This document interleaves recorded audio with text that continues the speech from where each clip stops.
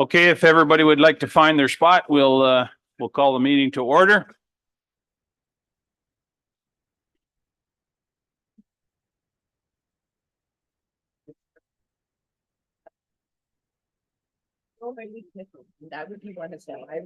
Clearly, I'd make a poor teacher bringing things to order.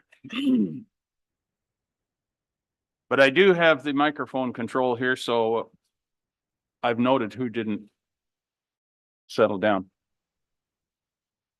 Anyway, call the meeting to order. Please rise and we'll sing "O Canada."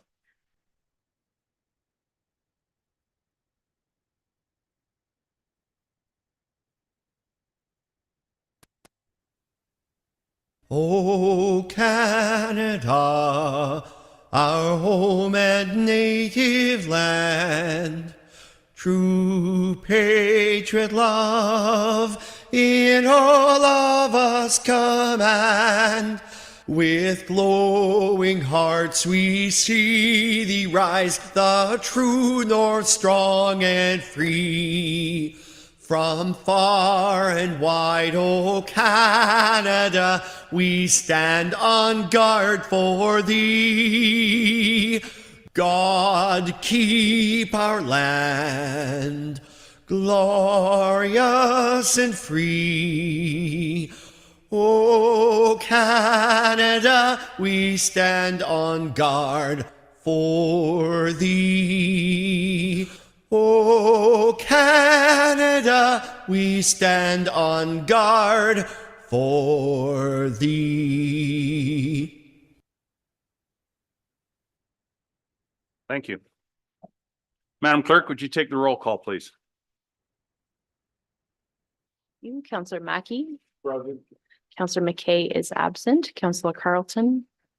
Counselor Pringle, Counselor McQueen, Counselor Nielsen, Counselor Patterson, Counselor Dickert, Counselor Kentner, Counselor Keaveney, Counselor Body, Counselor Craig, Warden Milne, Present. Counselor Dobreen, Counselor Matrosovs, Counselor Bordignon.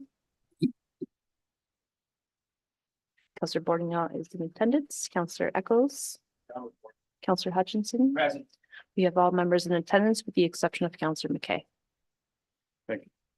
Thank you, Madam Clerk.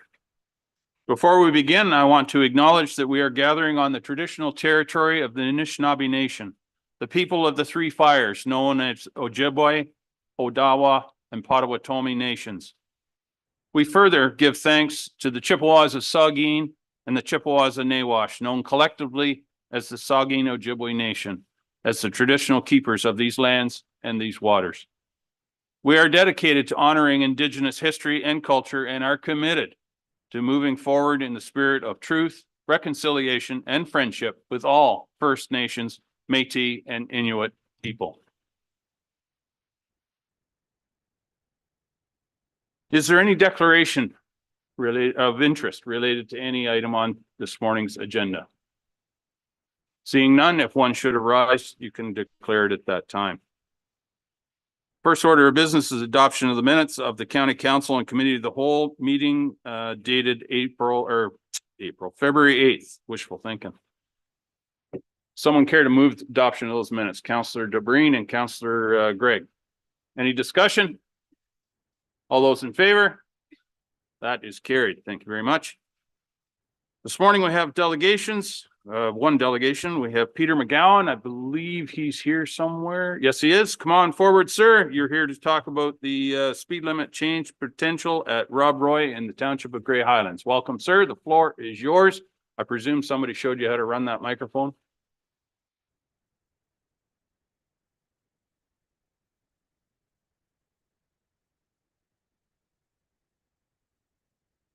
Okay. Sorry, I apologize.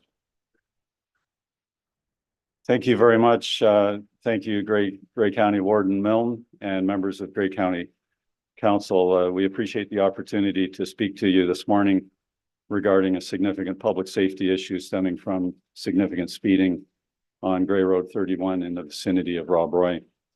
My name is Peter McGowan. I'm speaking here this morning on my own behalf and on behalf of a number of my fellow residents on Grey Road 31 and in the vicinity, some of whom have joined me here in council chambers this morning. And all of us share a common and serious concern with respect to the speeding issue that I'll be speaking to in the next few minutes. As council, I suspect, knows, Grey Road 31 in the vicinity of Rob Roy essentially traverses the head of the Pretty River Valley. There are high points to the east on the east ridge of the valley head, and also there's another corresponding high point at the west ridge of the valley head. And in between, there's an area of significant topographical variation with the Pretty River flowing underneath the road at the lowest point in the road sag. There's an existing 700-meter long reduced speed zone running for about 700 meters east from the Rob Roy intersection. Due to very significant speeding that I'll outline briefly shortly through that 60-kilometer-an-hour zone, we as local residents are proposing an extension of the reduced speed zone so that effectively that reduced speed zone runs from the high point on the ridge to the east to the high point on the ridge to the west. We've been working on trying to resolve this speeding issue for about 2 years. And throughout our period of engagement on the issue, we've been placed heavy emphasis on the statement in the county's speed limit evaluation policy, which makes it clear that setting speed limits is not a science, that in setting speed limits, a number of issues and considerations need to be taken into account. Some of those considerations and issues involve competing interests and considerations. And as a result, throughout our involvement with this issue, we've tried to be professional in our approach, balanced, objective, analytical, but most of all, and most importantly, we've tried to be reasonable. To that end, we've prepared, and I apologize for its length, but we did prepare a fairly lengthy memorandum for you as council members, which we're hoping you've had an opportunity to review. This morning, I'd like to just take the opportunity to highlight 6 points from that memorandum that we'd like to draw your particular attention to. The first point is that the speeding problem at Rob Roy is severe. We've, as local residents, have collected our own speed data. The OPP has collected speed data, and County Council's County's Transportation Services Department has collected speed data. And essentially what that speed data is uniformly indicating is that traffic is traveling through the reduced 60-kilometer-an-hour zone at an average speed of essentially 90 kilometers an hour, with approximately 1/3 of the vehicles traveling through that zone at speeds in excess of 100 kilometers an hour.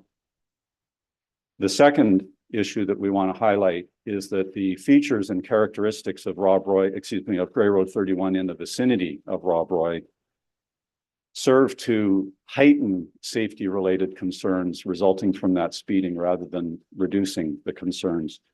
Those features include some poor, vertical alignment of the road that results in some significant visual impairment. Secondly, some very, very narrow shoulders. Thirdly, some very, very significant drop-offs from the shoulders, in some cases for a height of approximately 15 to 20 feet. And then finally, some very, very narrow pinched in sections of the road resulting from some cedar post and steel cable retaining systems that have been installed.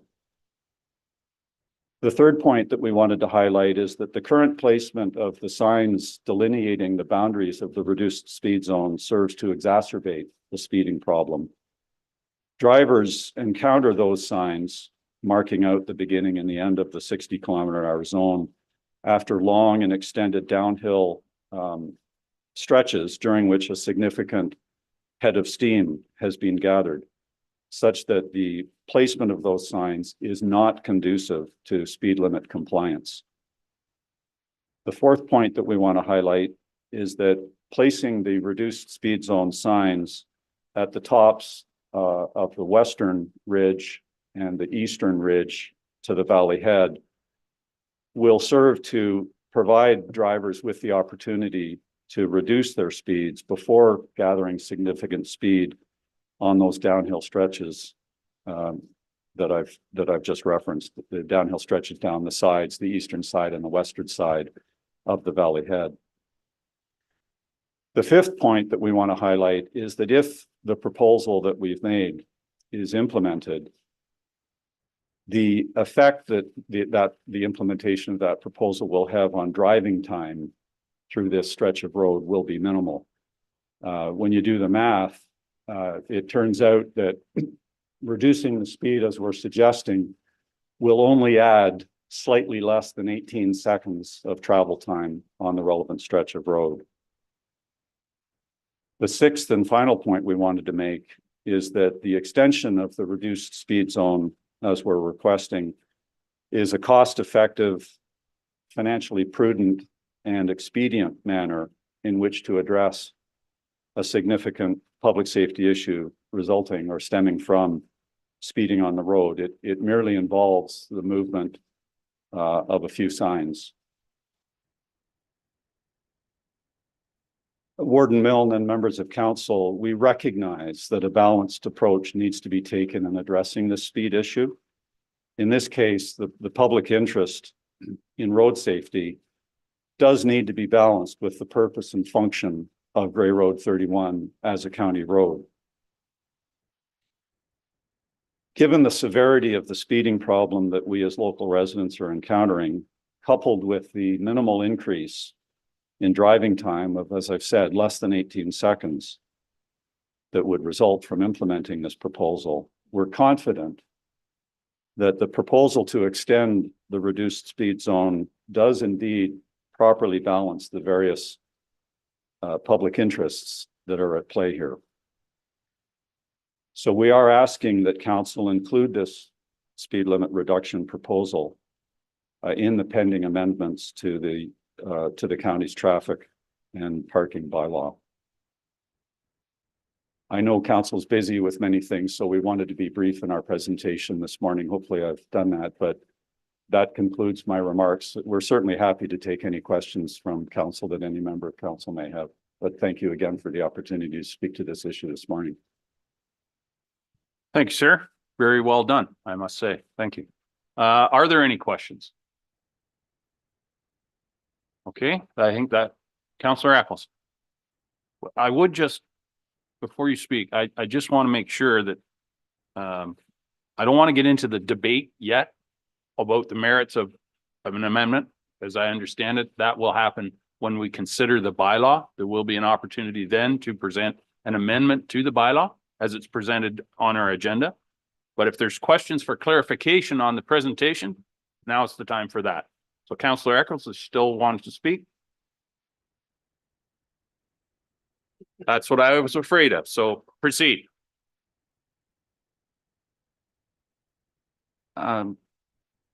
Thank you, and well presented, and appreciate the slide deck that was supplied to the members of council. I think everybody's taken a good look at it.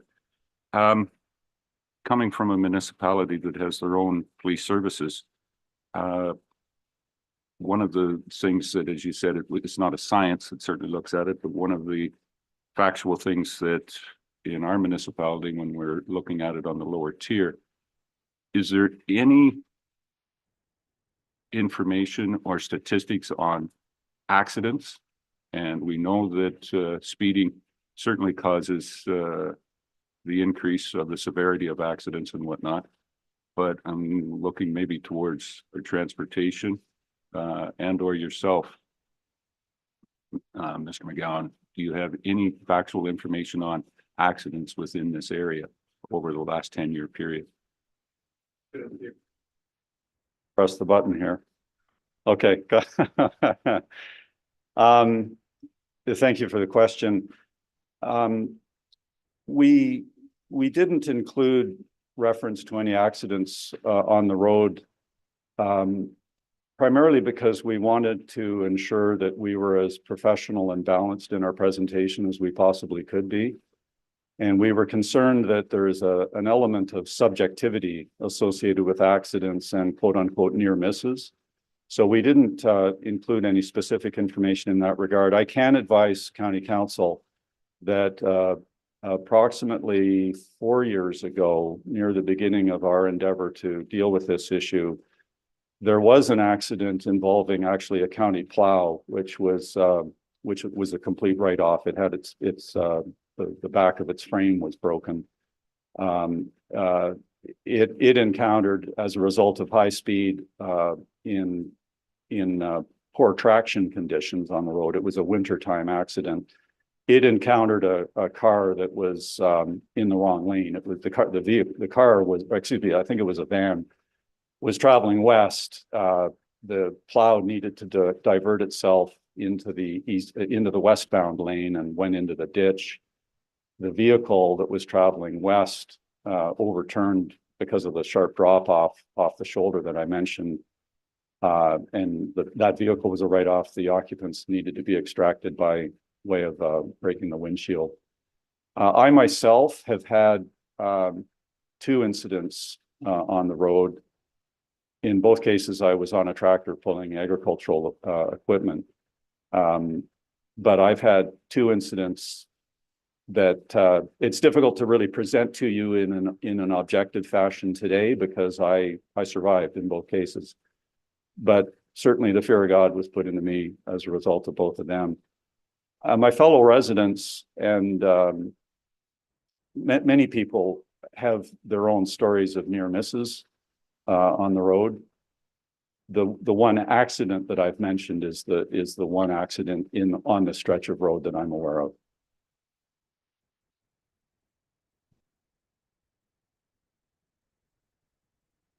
Any other questions for clarification on the presentation? Not seeing any, I will thank you very much, Mr. McCown. Appreciate your time and your professionalism very much. Thank you.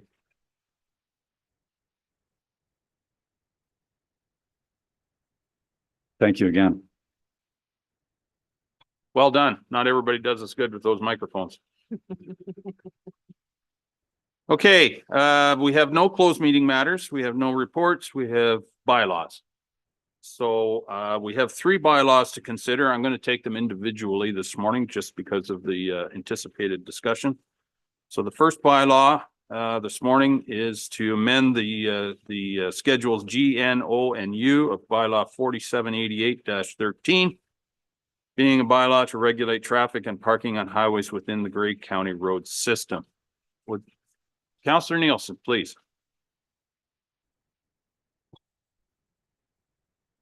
Thank you very much, Warden Milne. I do want to propose an amendment very similar to what Councillor McQueen moved during the last committee of the whole. So I will move that now, and then I would like to speak to it once I've moved the amendment. I'll move that an amendment be made to bylaw. Oh, I wrote it down. 517624. Yeah, just a minute, Councillor Nielsen. I need the bylaw on the floor first, then I'll entertain your amendment. Can I just move the bylaw with the amendment, right? With the change as one motion? So I'll do that. I'll move the bylaw as I will amend it. Okay, so that the clerk tells me is in order. So thank you very much. Is there a seconder for that bylaw as amended or as? All right, you go ahead. Sorry. I was trying my best to be as professional as possible, Warden Mill. Just for clarity for everybody, the amendment that I'm trying to move is to bylaw 517624, and that the bylaw be amended to incorporate a reduction into 60 kilometers per hour on Grey Road 31 from 20 meters west of fire number 469358 to 20 meters east of fire number 469570 in Grey Highlands, Rob Roy, in Schedule N of rates of speed. That's what I'd like to move. Excellent. Thank you very much. All right. Is there a seconder for that? Councillor McQueen, thank you. Any discussion or deliberation? Perhaps would staff like to speak to the amendment first, or do you want to wait for questions? Trevor, where's Trevor? There's Trevor. You want to speak to it, Trevor, first, please? Okay, we'll do it that way.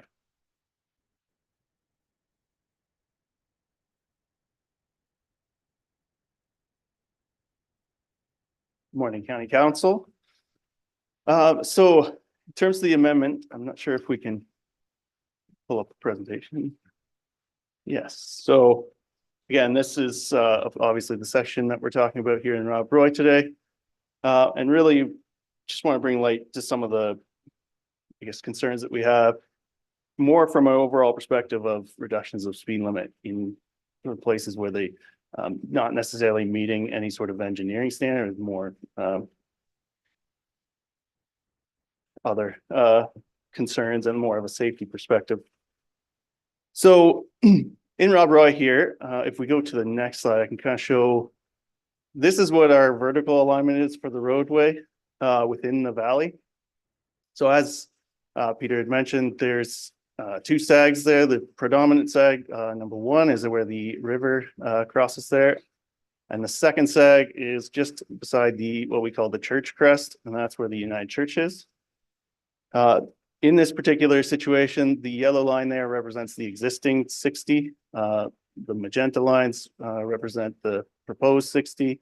And I guess the cyan would be the 80-kilometer speed zone.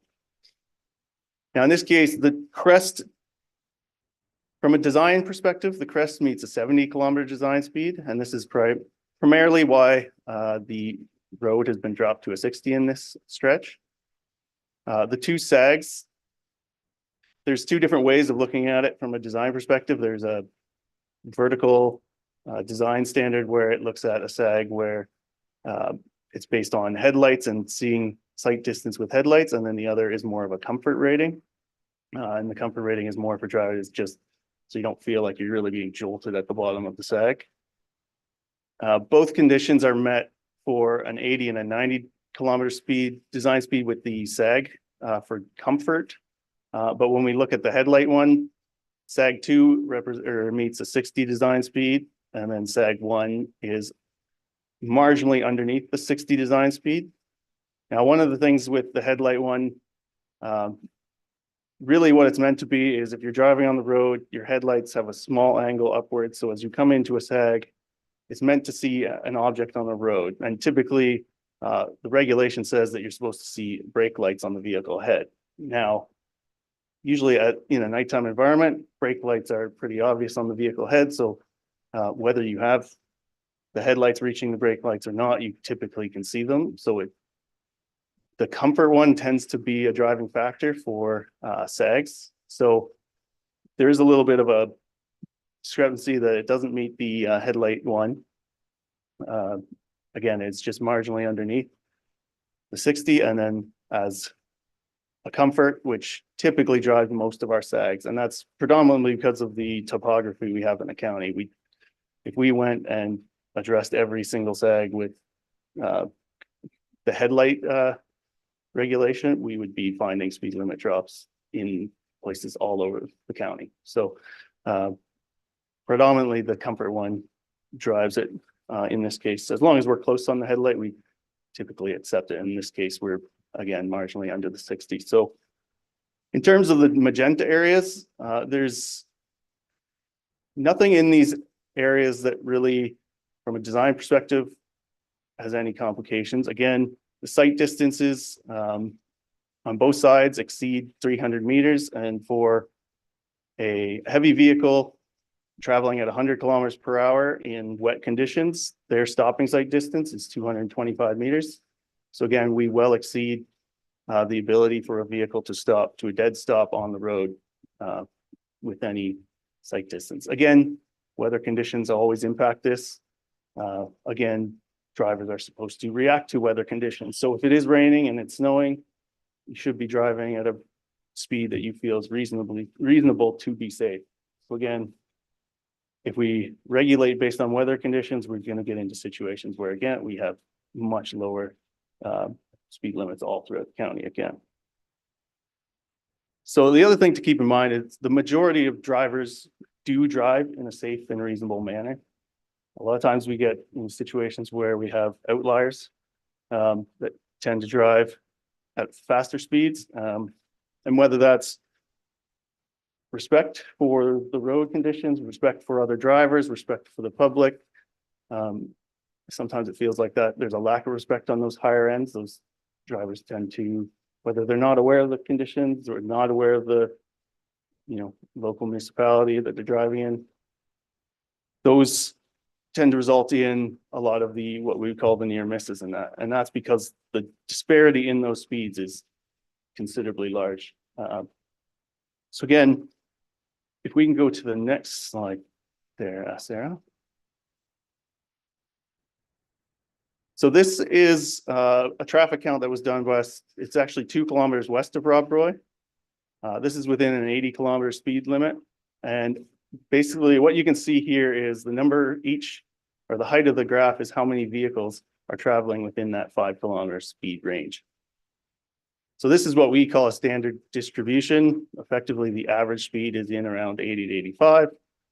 And what we find our 85th percentile in this case is around 95 kilometers per hour. So in this case, the 80-kilometer speed zone within that stretch of Grey Road 31 is working pretty standard to what we find within the county. If anything, it is marginally lower than some of the ones we have seen. My understanding of why this is the case is Grey Road 31, as Peter brought up, does have narrow shoulders. It has drop off. It has environmental impacts that cause drivers to slow down. There's trees that are a little closer to the road. All of those things impact a driver's perception and reactions to speed limits. So if you're driving, say, on Grey Road 10 at the west end of the county, we have large platform, we have big open ditches with a big wide open space where we see the speeds on those roads to be even higher.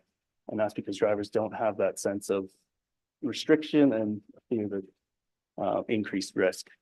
So Gray Road 31, because of these situations that are also have a bit like safety concerns, they actually help to control the speed marginally as well. So if we go to the next slide. So here, what I've shown is the green chart is the speed comparison for the traffic counts we conducted within the 60-kilometer zone that's existing. And you can just marginally see the blue there for basically for comparison between a normal 80-kilometer speed zone. So what we can see from this graph is that the peak of the graph is actually shifted down closer towards the 60. And again, that's because certain drivers are obviously respecting the speed limits and drawing that average down. What you will notice on the far end of the graph where the speeds are in excess of basically 100 kilometers per hour, those are not changing. So even with a 60-kilometer speed limit, those people it's whether they don't care, they don't respect that speed limit, either way, they're driving to what they perceive to be safe. And again, that is debatable, but obviously we have to deal with speeders. So that's basically the group that we're concerned about. And obviously from the data we have here, that is not changing whether it's 60 or 80. So it makes it really difficult because you have to find ways to basically reduce speeds without just doing it through speed limits effectively. You have to find other ways, whether it's different forms of traffic calming, road pinching the road, doing things that restrict that feeling of driving, make it feel less safe for drivers. That's the most effective way to reduce speeds. So again, if it just goes to the next. So again, this, oh, back. Sorry, just. So I've kind of drawn on the line to show that basically that kind of more normal distribution is shifted down. And again, predominantly that is from drivers that are respecting the speed limits normally. So more of our general average driver. And yeah, I guess at this point I can take some questions if there is any.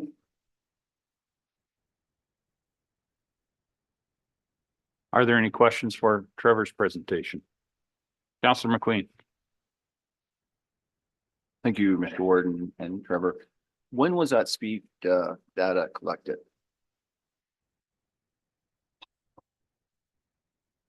Through you, Warden, that the speed data was collected for the blue graph in 2023. I'd have to get the month, but I believe it's spring for Gray Road 31. So it'd be around May. And then the green was taken in 2022. And I believe that was around April to June. I'm not sure the exact dates on that, but it was around the same time frame. Just clarity, the blue was 2023, the green was 2022.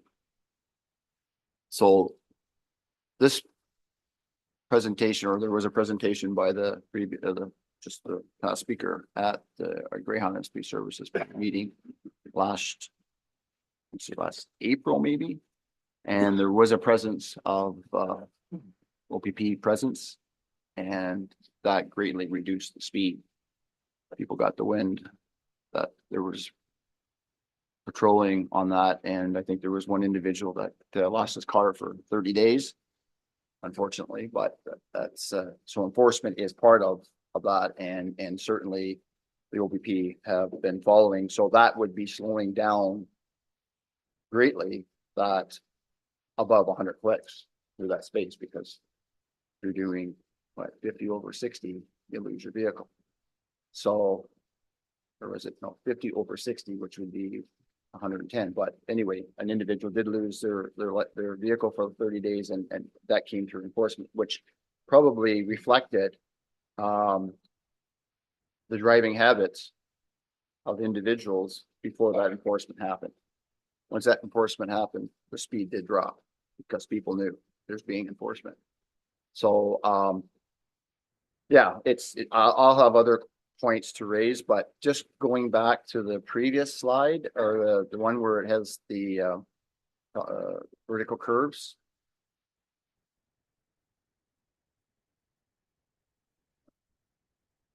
Okay, so you look at that vertical curve, the Pretty River Road, and that's coming from left to right, the Pretty River Road and the intersection there has, the Councillor echoes, there was an accident there a few years back. Nobody was seriously injured, but there was an accident because if you come up that road from the Pretty River Road, there was a house in the corner there at one time. And there's a lot of history. There used to be even a gas station in front of that house, but that's probably back when they had the glass bottles up top. My point is, it's so close to the road. I took a picture of it the other day. You cannot see around that corner very far. The sight line coming out there. So you have to poke your nose out as far as you can to see past that corner, because geographically that house was built probably at the time of the horse and the buggy, and it's so close to the road that it's a sight line issue. There has been some clearing up, but there's limitations there. Now, the house burnt about 10 years ago, but it's still on, a proper triangle sight line is not there. So that's a problem, because and I think something needs to be recognized here that, and this is the same thing in Kimberley, is on a flat road, your speed probably stays fairly constant. But when you have the gravity change of going downhill, you have a tendency to speed up. And I think from Mr. McGowan's presentation is if both top of those hills, you have a tendency to have gravity to sort of keep your speed or speed up, but then all of a sudden you're faced with those 60-kilometer-hour signs, which the flashing lights do attract your attention. And I would say that has had an effect as well, because it brings your attention. And I think the more traffic calming there are, it brings to the awareness of the driving public that, oh, we're getting serious now. They got flashing lights. But saying that is one problem of that particular section of the road. The other part where it says United Church. Now, I think in the presenter's package, there was a picture there. There was a funeral there last summer. And as you see the cars, they were past the 60 and heading up the where it says SAG 2, they were into that section of the road. And both the church and so the church doesn't have a lot of parking. So basically, if there's an event there, or a funeral or a church service or whatever, they have to park on both sides of the road. That does have the effect of calming, no doubt, you're going through. But when somebody commits over top of that hill and gets closer to that, yes, they have to, they see the flashing of 60, they do have to immediately start to slow down. And when you see cars on the side of the road, you do. But, so those are issues that have happened in the past of events happening at that church, funerals and church services. But even back to the intersection of Rob Roy, there is a Rob Roy school that is a museum. It has no parking. So again, you're forced to park either on the Pretty River Road or on the 31 itself. So it's not just a normal stretch of road. It has activity on that road, plus it has vertically alignment. Vertically aligned, it's not vertically aligned flat, it comes down as you see. So that adds to the events that are happening on that road.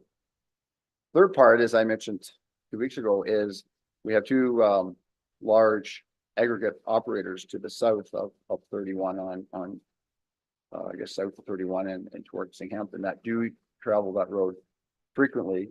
And I think part of the idea of putting that 60 at the top is sort of to give that indication, okay, start slowing down going through there, because once you're committed with and I don't know the tonnage of a large tractor trailer and that weights, but you cannot just stop on a dime like a car. We all know that. So I think the part is the 18 extra seconds it's going to take, as the presenter said, it makes sense to slow that traffic down at the top. Similar to the Kimberley Hill, as we know that there's many things, many issues around the vertical curve going down has a tendency to speed you up on a flat. We all know that it happens. You have weight behind you, it has a tendency to do that as well. So I wanted to bring those 3 points, and again, thank you for it. That gives it a good a good explanation. And if you could just go back to the very first slide, please, where it shows that the GIS or the EI, yeah. So you can sort of see the lay of the land. It's on to the north is in part of the Niagara Escarpment, and it's part of the tributary to the Pretty River itself. And you can see where, yes, I would agree, Trevor, that it does have a tendency to be traffic calming to a point because you have vegetation and it's narrow roads and stuff. But you can see again, there is, if you haven't driven the road, you can see it's not normal farm fields and flat land. It is up, down, and then starting to go up. And once you crest that hill, you're committed to whatever, and you do have time to slow down. But if there is the ability to make you aware, I think part of it is talked about subjective, is if you're making that top of those hills slower, it's telling that driver there's something going on ahead, right? It's going to tell you that, you know, maybe you need to slow down here a little bit because it's not the similar straight lay of the land. So yes, subjective, but I think, you know, from the lay of the land and from what we're, you know, what's trying to be proposed here, I think in my opinion, it does make sense. So I'll leave it at that. Thank you, sir. I do need to bring a procedural matter to council's attention. Because the motion, the bylaw was moved as amended or with an amendment. If that motion is lost, we lose the original bylaw as well. So if anybody is so inclined, you need to either separate the vote or amend. Well, yeah, that's a solution too, but if you're concerned about losing the entire bylaw, you need to amend what we're discussing here now. But if you're not concerned about losing it, then we can proceed. But anyway, any further discussion or questions for Trevor? Councillor DeBreen, please. Thank you. I'll be brief. And thank you for the clarification, because I wondered how that was all going to play out. To the graph where the line graph where it shows the SAG 1 and 2, I'm not familiar with fire numbers on this stretch of road. Is it being proposed that, for simplicity, that the reduction be at the top of the crest where the purple and blue meet there to the top of the crest on the other side? Because, I mean, you could have you're going uphill, so it's going to take time for you to build your speed anyway. But that's the proposal, that it's at the top of the crest to the top of the crest. That's where the fire numbers are. Thank you. And I go back to the green bar graph. What I'm seeing is that although they are slower than the 80 kilometer, the speed limit is lower. But what I see is that the people are actually traveling, if it's a 60 kilometer zone, they're actually traveling more frequently over the speed limit than if it was an 80. And I just wanted to clarify if that is correct, if my understanding is correct. The number of people traveling 85 and 90 and even more in a 60, we obviously know we can't have enforcement there 24/7 unless maybe we start thinking about automated speed enforcement. But thank you for clarifying the nods. Yes, it's the top of the crest to the top of the crest. Thank you. Trevor, did you have a comment? Yeah, and to that, I will clarify, if we do go to the green, the last page there. What we do see is that although the average speed marginally comes down, it really only comes down 1 kilometer an hour. And in reality, that 1 kilometer per hour, depending on the day you do it, can make that adjustment anyway. So what we do find, there is a little more shift to cars moving towards that 60, but again, we still have the issue where and it could be partially because of the topography, cars going down the hill that might be keeping that average a little bit higher. again, that's really getting down into looking at every particular case, which is difficult. The one thing I will mention that what we do see from the green graph compared to the blue, and this is why a lot of times when we do reduce speed limits and effectively if the 85th percentile, the speed generally doesn't change. And then again, in this situation, the 85th percentile for both situations was 95 kilometers per hour, which is pretty standard for an 80-kilometer road.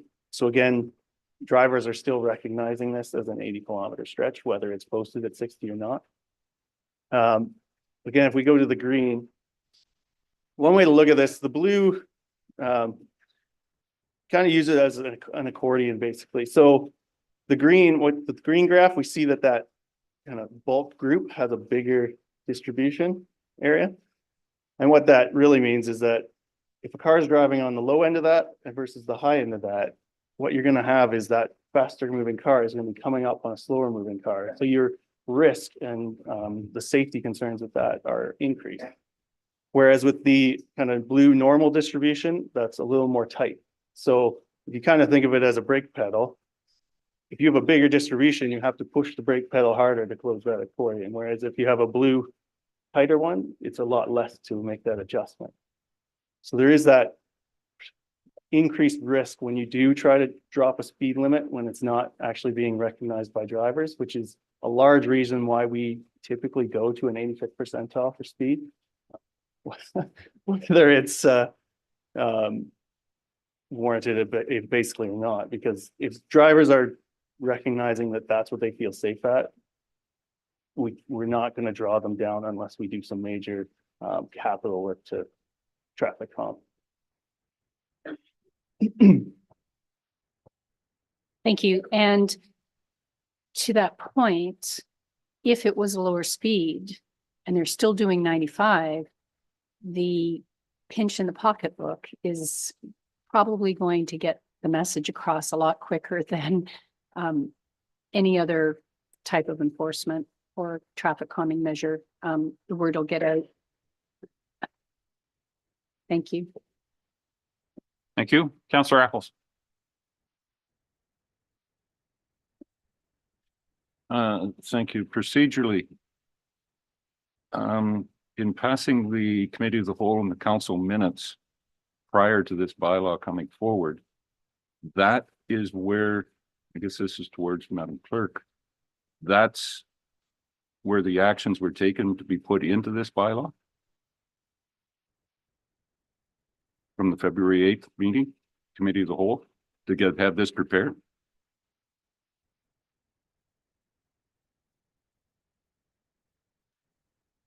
The effect of the resolution that was passed at the February 8th meeting was to bring forward a bylaw with the changes that were recommended in the staff report. So it didn't include the change on Gray Road 31. So that action was taken with the publishing of the council agenda.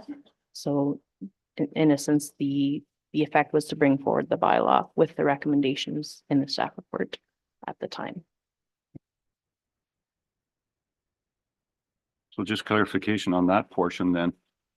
At the committee of the whole meeting on February the 8th, there was a motion put forward that this be extended. And at that point in time, that motion was defeated. Am I correct in saying that? The motion was brought forward on February 8th to include an extended 60-kilometer zone here in Rob Roy. That was defeated. And it is in the approved minutes approved today, correct? So I'm in my mind procedurally, we have a motion to not go forward with this extension of the 60-kilometer zone. Has already been moved, was defeated. We're having an amendment to bring it back or to reconsider that motion, that exact motion in today's bylaw. So in my mind, the amendment that was proposed by Councillor Nielsen is out of order. It should have been, if it is going to be, would be a reconsideration of that motion that has already been approved in the minutes from the Committee of the Whole, February the 8th. That's on my interpretation of the procedures. Would I be right in that? I'm going to ask for a recess for 5 minutes for the clerk to confer, and we'll come back with a decision on your question. Okay, so we'll recess till, what is it, 1:45? We'll come back at 5 to 11.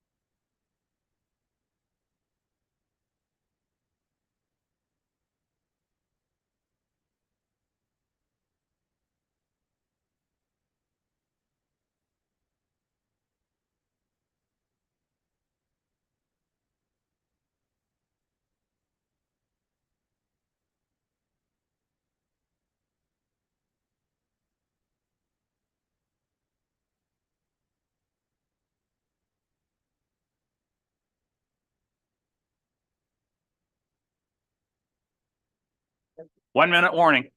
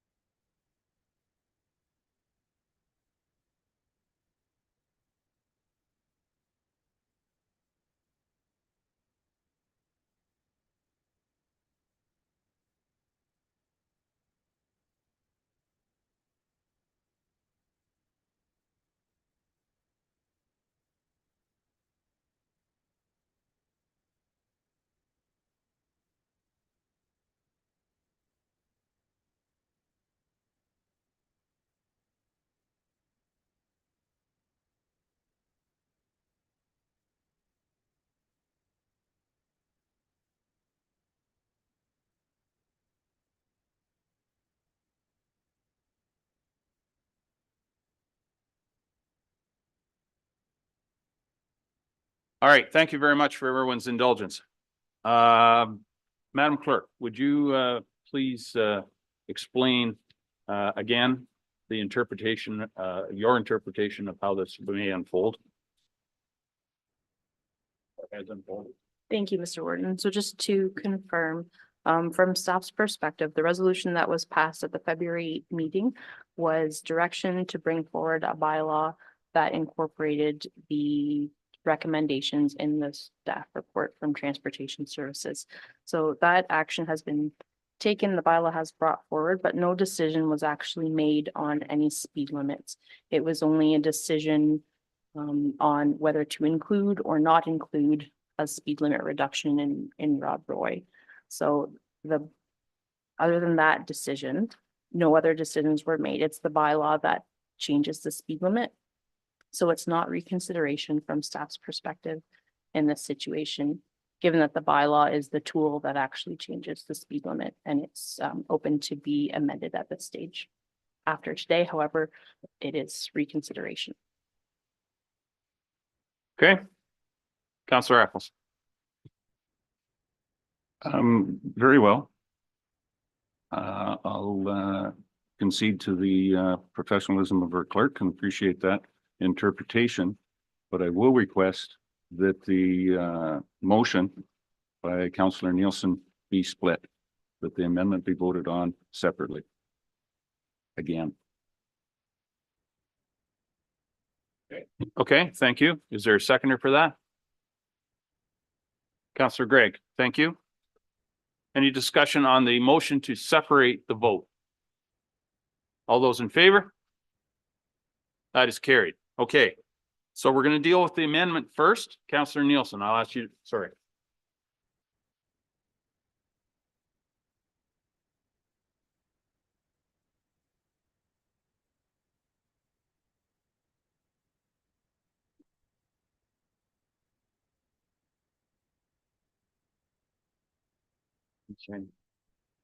Okay, we're good. Councillor Nielsen, speak to the amendment, please. Thank you, Warden Milne. I think it's appropriate to explain why I changed my mind. So at the committee of the whole, I was against the change to the speed, given a lot of the reasons that are, oh, I'm sorry, Trevor, I don't know your title. So Trevor spoke to. What changed my mind? When I went out there and took a look, and the staff can please put up this SAG graph again, if that's possible, from Trevor's report this morning. When I went there and took a solid look at what's happening, and respectfully, I don't drive this section of Grey County very often, but I had a request to go out there and take a look and tour with some of the residents. When we're looking at SAG 1 and SAG 2, my perspective of as a driver coming into the intersection and what had me change my mind and perception is that we are asking drivers to slow their rate of speed and compress, as Trevor has spoken to, the difference between the fastest drivers and the slowest drivers. after they have started the or the decline of the hill, while they're staring at the incline up in front of them. So at the Pretty River Parkway Road, there is where the 60-kilometer delineation changes between traveling east on Grey Road 31. You are already significantly down the hill. You see a red flashing light telling you to change to 60 to slow down your speed while you're staring at the inclining hill in front of you. The logic in that request to drivers to slow down at that moment does not make sense. The instinct of any driver is going to be to ignore that speed change because there's the inclination coming up ahead of them, and you're already traveling at a rate of speed faster than the 60, and you're on the declining slope. By moving the 60 kilometers per hour back, you're having an opportunity for drivers to slow down before entering this stretch where we have multiple sags, multiple dips, and admittedly, my perception as a driver through that section, a greater chance to slow down and have the traffic be that accordion that Trevor spoke to. We are going to have a less of a separation between the fastest drivers and the slowest drivers because you're not asking them to change and go against every instinct to where we have the 60-kilometer change. This is why, from my perception of touring this space, I have brought forward the amendment that we have already discussed and why my mind was changed. And so that's what I wanted to bring forward this morning. Thank you very much, Warden. Thank you, Councillor Nielsen. Councillor Pringle. Thank you, Warden, Councillor. So I'm going to put a bit of a different spin on the scenario in front of us. I'm not opposed to the 60-kilometer-an-hour aspect being brought into play here, but a guy that's involved in the trucking industry for the last 30 years, I see two instances where things are going to change. What we're going to ask a guy now pulling, 30 ton on a tractor trailer to come into there to drop his speed down to 60, you're going to have Jake brake noise. You're going to have Jake brakes coming on both ends, coming at you all day long. That'll be the next thing. It'll be a noise issue. The problem, you get to the bottom of Sag 1 and you're doing 60, I'll guarantee you he's doing 40, getting over either one of those hills going the other way. Now you have aggressive drivers coming back at behind you, passing you on a double line, going up a hill. That's going to be your next problem. So as much as I agree with the 60-kilometer-an-hour, there's a scenario there that it's basically, in my mind, it's an OPP issue that we don't have that reduction in speed when it needs to be there. I think we're going to open up an avenue of having a couple other issues with tractor trailers going down those hills moving forward. So just a point of view on my side of it, when I got trucks there right now, our trucks are not overpowered. If they're doing 60 to the bottom, guaranteed 40 at the top. So that 18 seconds is a passenger vehicle. That ain't a tractor trailer or a truck. So just a couple points from my perspective. Thank you, sir. Anyone else? Councillor Greg. Thank you, Warden, and I'm going to speak against the amendment. Spoke last meeting about this. Boy, you could apply the same rationale for the 15 kilometers on Grey Road 40 east of Highway 10. Topography is all very similar. You could make the same argument on shoulder widths on the road, and why not move it all to 60 kilometers an hour? We have to base our decision here on some guidance. We've got information from engineering services. Councillor Pringle spoke very well on different items that arise from the decision-making process. And certainly in the correspondence that came forward, I've got highlighted here in liability concerns. Have those been answered? Yeah, they've been answered by staff in the last report for me. So at the end of the day, it's not conjecture, it's not anecdotal storytelling that you have to lean back on to formulate your decisions. If you ever end up in a court of law trying to defend your decision, you better have a decision-making process that you can lean back on. The decision-making process is the information that we've had come forward in the reports from engineering services. Otherwise, anecdotally, we'll apply the same rationale all over the county, all over our county roads, all over the municipal roads. And that's what you have to stay away from. So those are my comments. I'll vote against it. I understand the concerns at the lower level, but I am somewhat troubled. This is the second time we've had a traffic concern come forward in the last year. And there's been support by the lower tier for changes. And we here are operating at the county level. We have to represent the county with that hat on. So I'm a little troubled. This is the second time now that we've had that lower tier angle being placed into the decision-making process. So I understand it. We're looking to stand up for our residents, but we certainly have a responsibility here at the county to represent on behalf of the county and make decisions on behalf of the county. So those are my comments. Thank you very much. Thank you, sir. Anyone else? Councillor McQueen, go ahead. Thank you, Mr. Warden. Tara, I sent you a picture. Are you able to pull it up? It's through an email. So I'll continue on if you are, because it talks about that intersection. And I hear what Councillor Gregg is saying, but there's some issues on that road that don't meet the standard. And that one intersection I was talking about, there's no sight line triangle there. You cannot see around that corner. And if it's able to come up there, you'll see, because the 60-kilometer sign and the flashing light is on the, in my mind, it's on the wrong side of that intersection, because you're already either speeding through that intersection. You can't see coming out.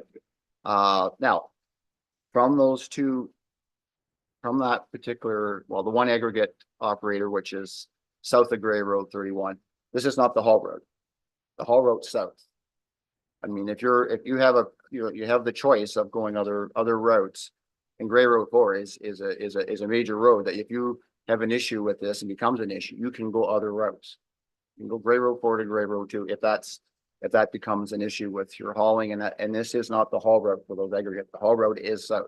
That was determined way back when that license was determined. So yes, we talk about Vision Zero. We talk about, not that many years ago, there was 40 kilometer hours decided or determined. Now they're getting to 30 kilometers because of residential area. Okay, if you see this intersection, this is coming up the Pretty River Road, coming out to Gray Road 31.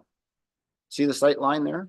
That's where that place where I said there was a house and it was burnt, but it's still there, and that's private property. And obviously, unless you take that property into the, I guess you could expropriate or whatever, make it a site triangle there, but you cannot see around that corner.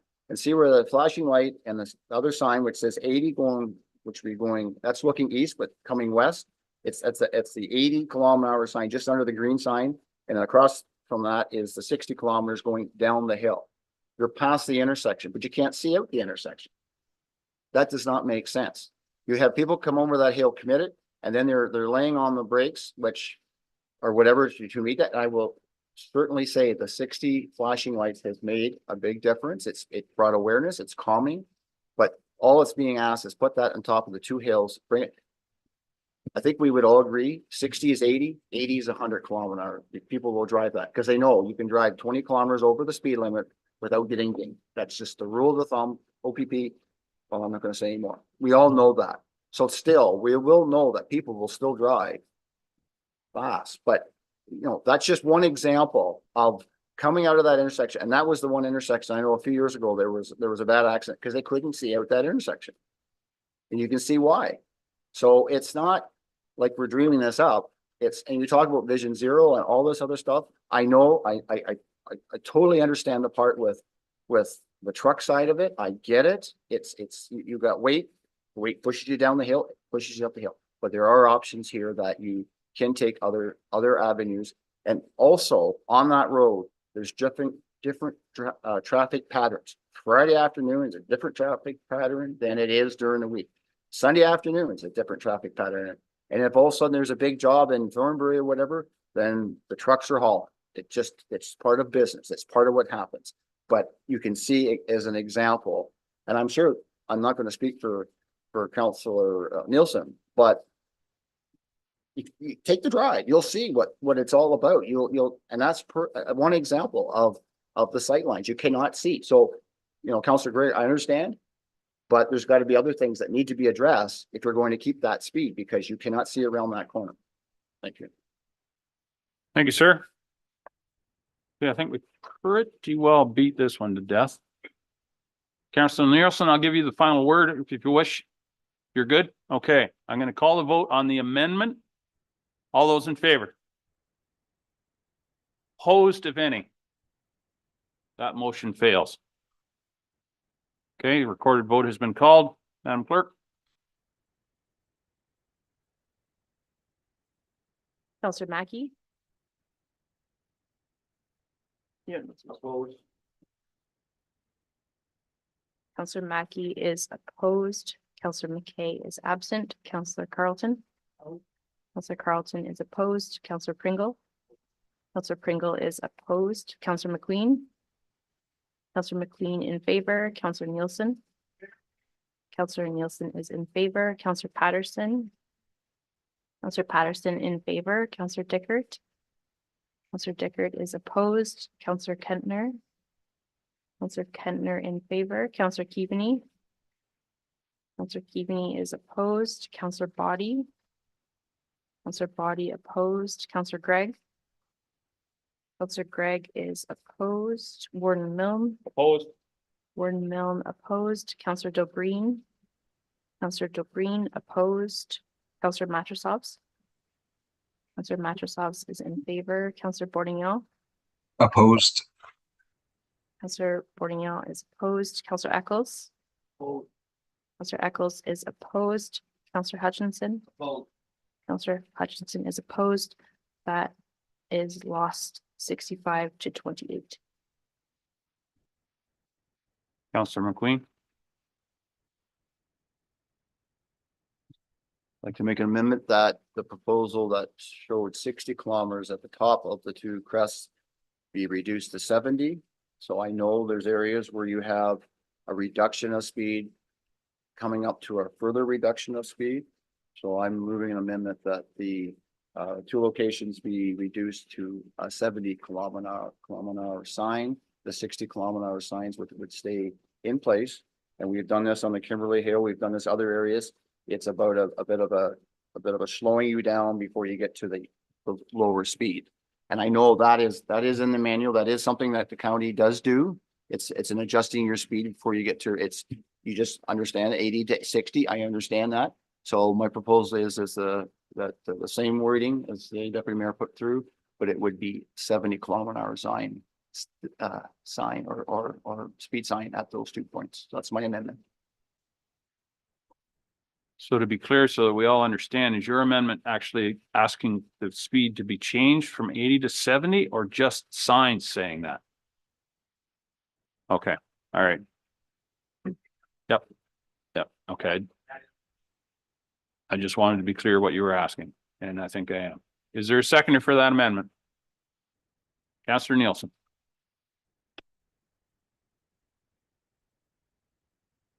Yeah, we probably do. The clerk just asked me, do we want staff's perspective? And I said, yes, we probably do. So Trevor, what, do you have any comments on that, please? Yes, through you, Warden. So typically, the MTO does specify that a transition zone would occur anywhere between any speed change of 20 kilometers or greater. So unfortunately, this is not one of those situations. That being said,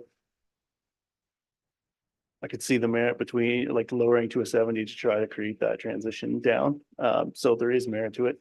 Again, it is not based on any or engineering or design standards. It would be regulated, but again, the merit of trying to get that slowing down of vehicles to start a little earlier, there is a potential that might help. Again, I'm not certain it will help on the higher end of this people traveling in the higher ranges of speed, which is really the major concern here.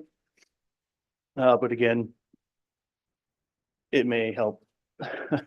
It's anecdotally, it could help, but again, the evidence already supports that it probably won't. But Thank you, Trevor. And I'm going to ask if, unless there's some questions about the technicality of doing that, we've already had the debate about changing the speed. So I'm not sure we need to go through all that again. But unless there's Trevor, go ahead. one thing I would mention too, because that is an existing 60 zone in the middle, I'm not sure if the amendment would effectively be saying the whole thing is 70. So we'd have to have two separate 70 zones. Which would one ending on the west side and one on the east side. So it'd be just a change to the wording of how that's written. Yeah, I think it's understood what the request is. Counselor McQueen? Yeah, I have no problem with the wording changing that. It would be 70 at that, whatever that 911 sign on the east side to the 60 on the east side, and then however that wording would be, but that's the intent. But I would like to speak one more to it if I could. Yeah. So an example of this is where we reduced the speeds going into Kimberley, I think it was a year or so ago. And then staff came back and said, well, the transition to go from 80 to 60. And they came back with a recommendation that you need to do that transition to get people starting to slow down before you get to that 40. So part of that, and I think Trevor's heard that's what Trevor's saying, it makes more sense to start to slow people down before you get to the initial, because going from 80 to 60, well, that was sort of the argument with at 40 that, you know, you needed that transition. So that's part of my rationale is at least when we talk about traffic calming and stuff, that's starting that traffic calming. That's bringing people aware you're coming over that hill. Oh, 70. Oh, it's making people aware. And that is the key thing here, is making the driving public aware. And we're serious about traffic calming that. And I feel that's one part of what we're trying to do here. So thank you. Thank you, sir. Gail, Counselor Pringle. Thank you, Warden. There, just a question for Trevor there. Is it posted on top of the hills if there's a 60-kilometer zone coming up? Is it, like, do we need to say it? Do we need to go to 70, or do we just need to have signs saying 60 or concession or whatever below? Yeah, through you, Warden. There is advanced 60 signs, but basically they're at the spacing prescribed by the MTO warrants for those. So in this case, on SAG 2 there, the advance warning is out more or less kind of just before you get into the SAG.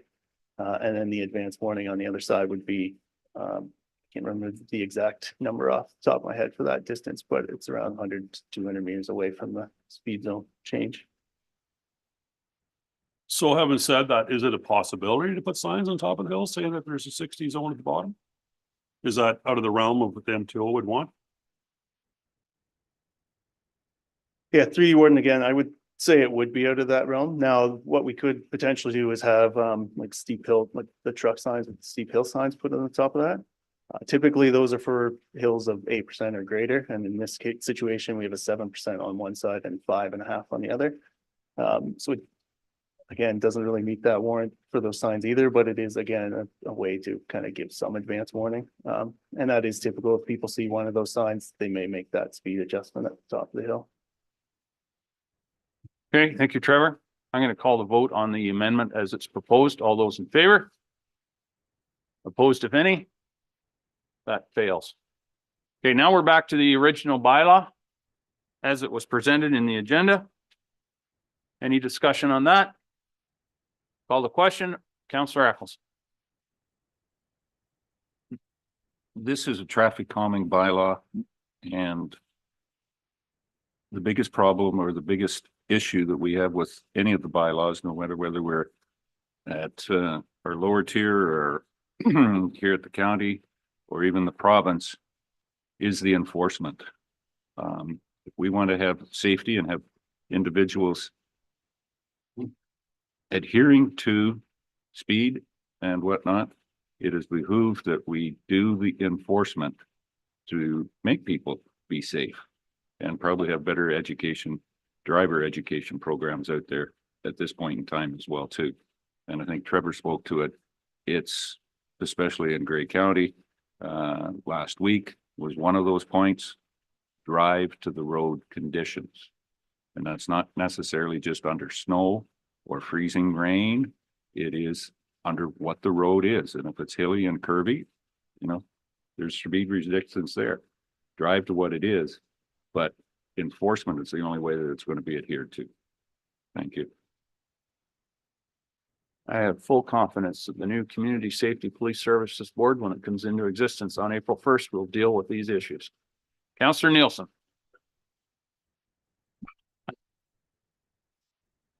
Thank you very much, Warden Milne. Just a comment to Councillor Eccles. As Grey Highlands, we have had conversations with the OPP. We've had recent conversations again with the OPP to do increased enforcement in this area. But what I would say is that At Graham's table, we've moved motions to recommend that the province change the speed fine system that exists. The speed fines that from your introductory level of fines hasn't changed since the 1990s. I recommend that all members of this council, of this council, do it at the lower tier, make recommendations to the province. 100-kilometer-an-hour fine, a $100 fine, 20 kilometers or over is the price of a tank of gas. It is not a deterrent. That needs to change. Driver behavior needs to change, and hopefully we can get some support and get the province to make some changes there. Thank you, sir. Okay, I'm going to call the question on the bylaw as it is presented in the agenda. All those in favor? Opposed, if any? That is carried. Thank you very much. Thank you, Trevor. Okay. Moving on to the second bylaw now. Well, you see it there, to authorize the warden and clerk to execute a contribution agreement. Someone care to move that, please? Councillor Body and Councillor Eccles. Thank you very much. Any discussion? All those in favor? That is carried. Thank you so much. And the final is the confirming bylaw. Someone move that. Councillor Hutchison, Councillor Patterson. All those in favor? Oh, wait, sorry. Councillor Body has a question. Sir? Sorry, just as it's broken down, looking at this, I really don't know what that one means anymore. What are we confirming? All actions, proceedings in the past and the future. It is so vague. I'm throwing Tara under the bus here and I didn't warn her, but I think it's something that we should look at. We can move it today, but if it's adopting what we're going to do in committee of the whole, then we can't really pass the bylaw before we do it. So I'm really not sure what that one really is. Okay, I'm going to ask the clerk to speak to it, but generally I always think it confirming that Owen Sound's going to pay all of our lunch bill. That's usually what it is.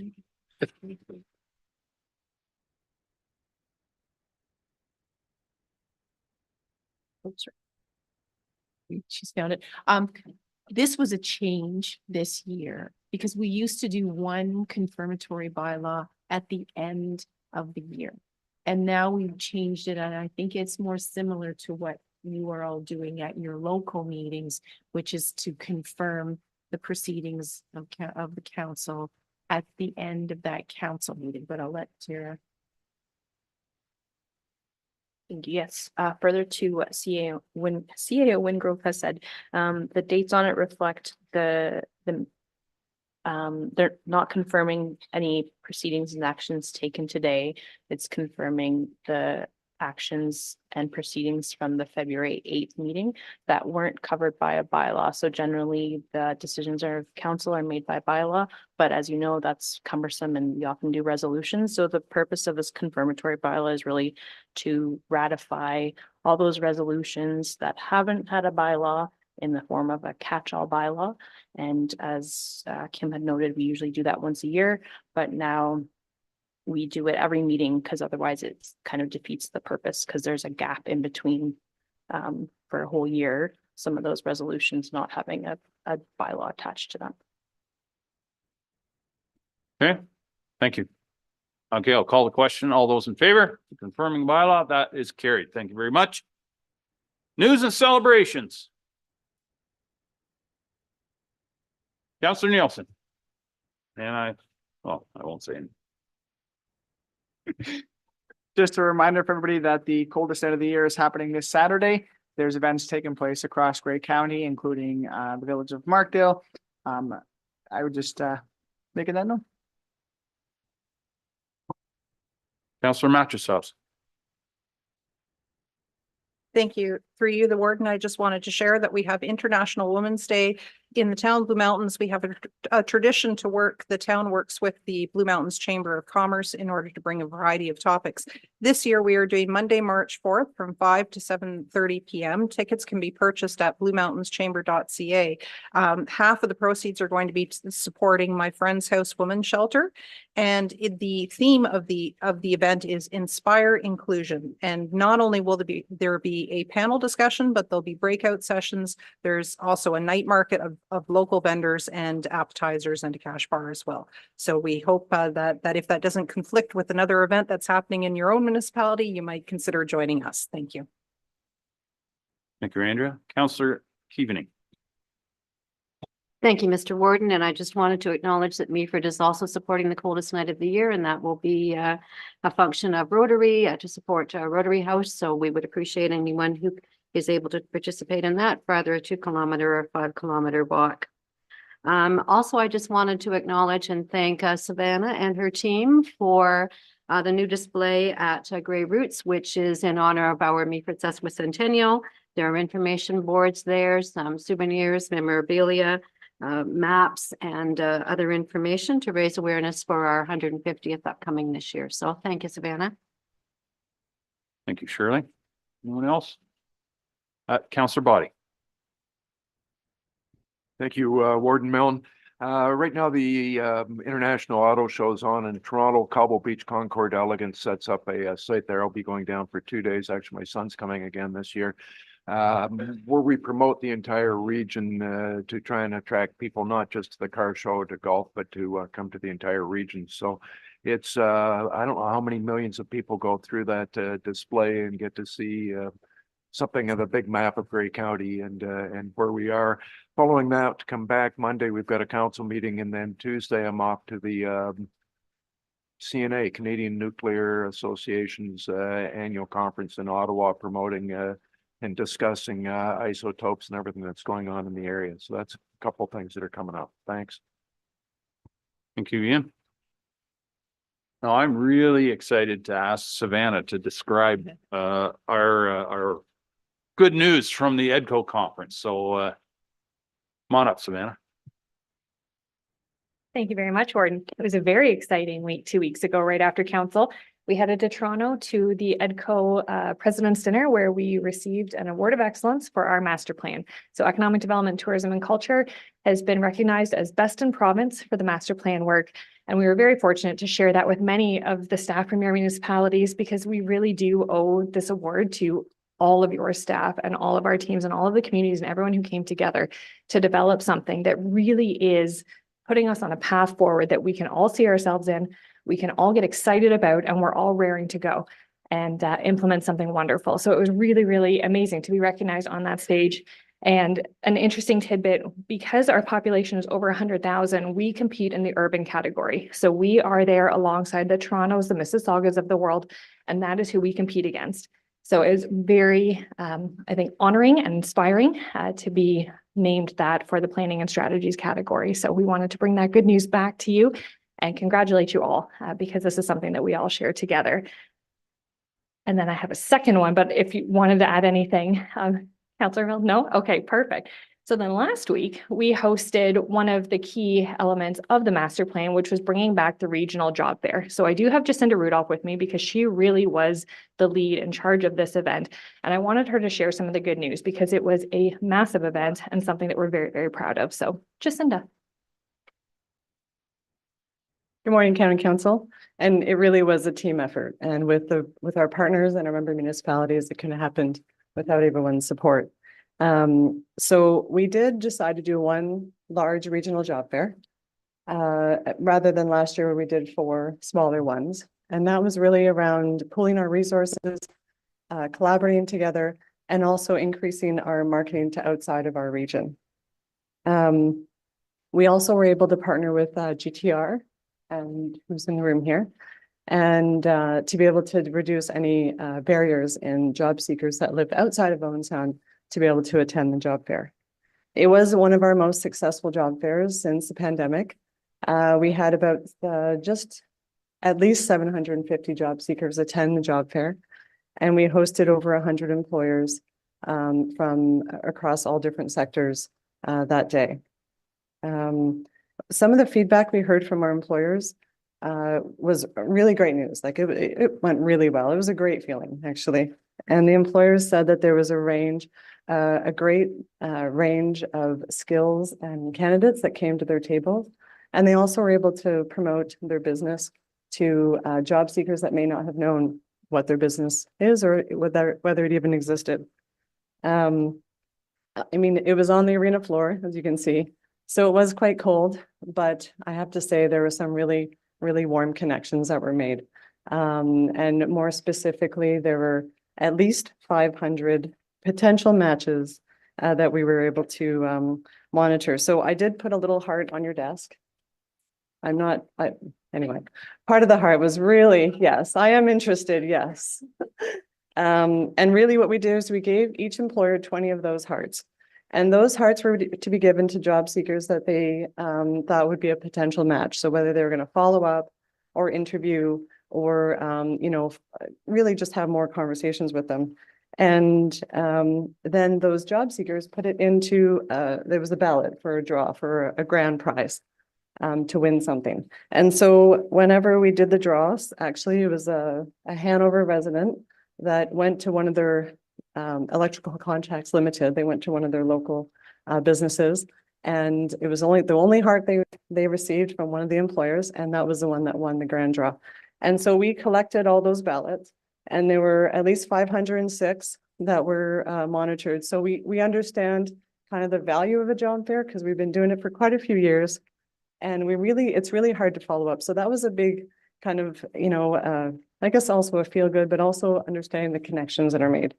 And then we also did, because we promoted outside the region, we also invited, so in partnership with the Grey Goose Local Immigration Partnership and the Newcomer Center of Peel, we invited bus participants, people to come and join a bus tour and see our region and also be able to see all the employment opportunities that are available. So we had 33 participants from the GTA come. They stopped at Blue Mountain Resort to kind of see the region and the area and some nice tourist activities that we have. And then they participated in a networking luncheon. And we had the warden come and welcome them with his brilliant smile. So who wouldn't want to relocate here, really? So we're following up with them, the participants in our partnership with Newcomer Center Appeal. And then lastly, we are going to be hosting a post-job fair event. So that will be in March, and we're inviting all the employers to really discuss kind of some of the outcomes of the job fair, but also more specifically some of the workforce challenges, so that we can implement kind of strategies that do address the individual needs of the companies that are located in our region, but also implement strategies that promote all, you know what I'm trying to say. Anyway, so I just wanted to say thank you to our member municipalities, because it really was a collaborative effort. It was a team effort, and it couldn't have been done, the regional job fair couldn't have been done without everyone's support. So thank you.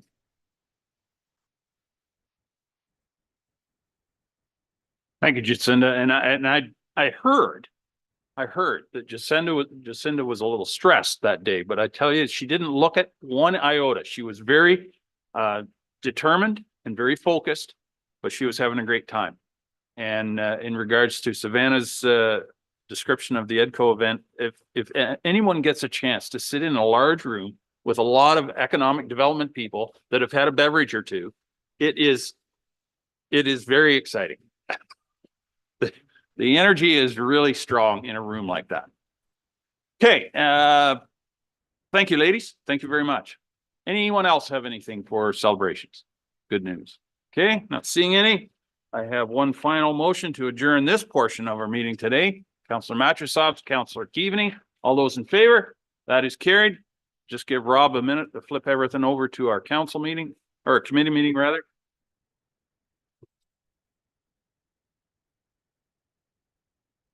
Thank you, Rob. So I'll call our committee of the whole meeting to order on February 22nd today. Is there any declaration of interest on this agenda? Not seeing any. Yes, we do have business arising from minutes. We have a notice of motion from Councillor Eccles. Councillor Eccles, would you like to move that notice of motion? Yes, I would. Is there a seconder? Thank you. Councillor Hutchison. Councillor Eccles, do you want to speak to it? Certainly. Excuse me. Tapmo has the influencing group or organization has been around probably 7 or 8 years now, has done tremendous work in the aggregate industry with municipalities. Tapmo, top aggregate producing municipalities of Ontario. At the present moment, the chair, Jamie Seeley, Mayor of Pushlinch, and some of the work that they have done has been tremendous in getting the province to recognize the impact that aggregate producing producers have on municipalities, and have worked very hard on the behalf of municipalities for getting our fair share, I guess is the best way to put it. Municipality of West Gray, I think the municipality of the township of Chatsworth, township of Southgate are members. I'm trying to think. Municipality of Grey Highlands, I believe, is a member as well too. And I think it behooves Grey County to certainly, there are a number of counties and have done great work. And it's a spot that absolutely Grey County should be in. Our aggregate mapping from 1990 something, when there was a big project done on aggregate mapping. I think Mr. Schertzer in the planning department used that a fair bit. Was done. Grey County has 60% of the recognized aggregate resources for Southern Ontario. And I think going forward, being part of this organization is not only a good thing, but it should be mandatory for Grey County to be there. So certainly like support for us. I don't believe that the financial impact is tremendous, but on the expense side, but the revenue side of it, Mary Lou, I think you can probably speak to it, of what the work that TAPMO was done to bring the revenues recognizing into not only our lower tiers, but the county as well too. Thank you. Thank you, sir. Mary Lou, do you want to speak to that, please? Thank you, Mr. Warden. So I've sat in the last few TAPMO meetings, so they typically have the ones where we can access. So it was at AMO and OGRA. Councillor Eccles is correct. So the invoice that we received an unsolicited invoice for 2023 that we did not pay. It was in the neighborhood of $1,600. And the banker for TAPMO is Wellington County's treasurer, Ken DeHart. And Wellington was leading the charge on the, of course, the Wellington related appeals and trying to get the assessed value of any pits and quarries within their jurisdiction properly assessed. And they were quite successful. The local treasurers here had a similar conversation about what we should do. And so we had a conversation last year with MTE, who recommended that, you know, there was a very different situation in Wellington County with the pits and quarries being very close to the 401 corridor and not to expect the significant money out of appeals that Wellington saw. Instead, they recommended that we take a look and we evaluate whether there was anything in what MPAC had an assessment, whether there were any inaccuracies. So was it in the right class? Was the size of the pit appropriate? Had there been any adjustments that weren't recorded, et cetera? MTE identified 63 pits and quarries within Grey County that had data quality issues that we should bring to MPAC's attention. So each of the locals agreed, and that work was submitted to MPAC by MTE. So TAPMO talks about their priorities being a property assessment, best practices in extractive rezoning, working with the ministry as far as like what the torque fees are, aggregate levies, and excess soil regulation. So it's doing a lot of advocacy work on behalf of municipalities. At the time the January meeting was held at ORGRA, Ken DeHart confirmed that the only county member in the group was Wellington County. And when I just looked at their website today, I noticed that Brant County is now a member.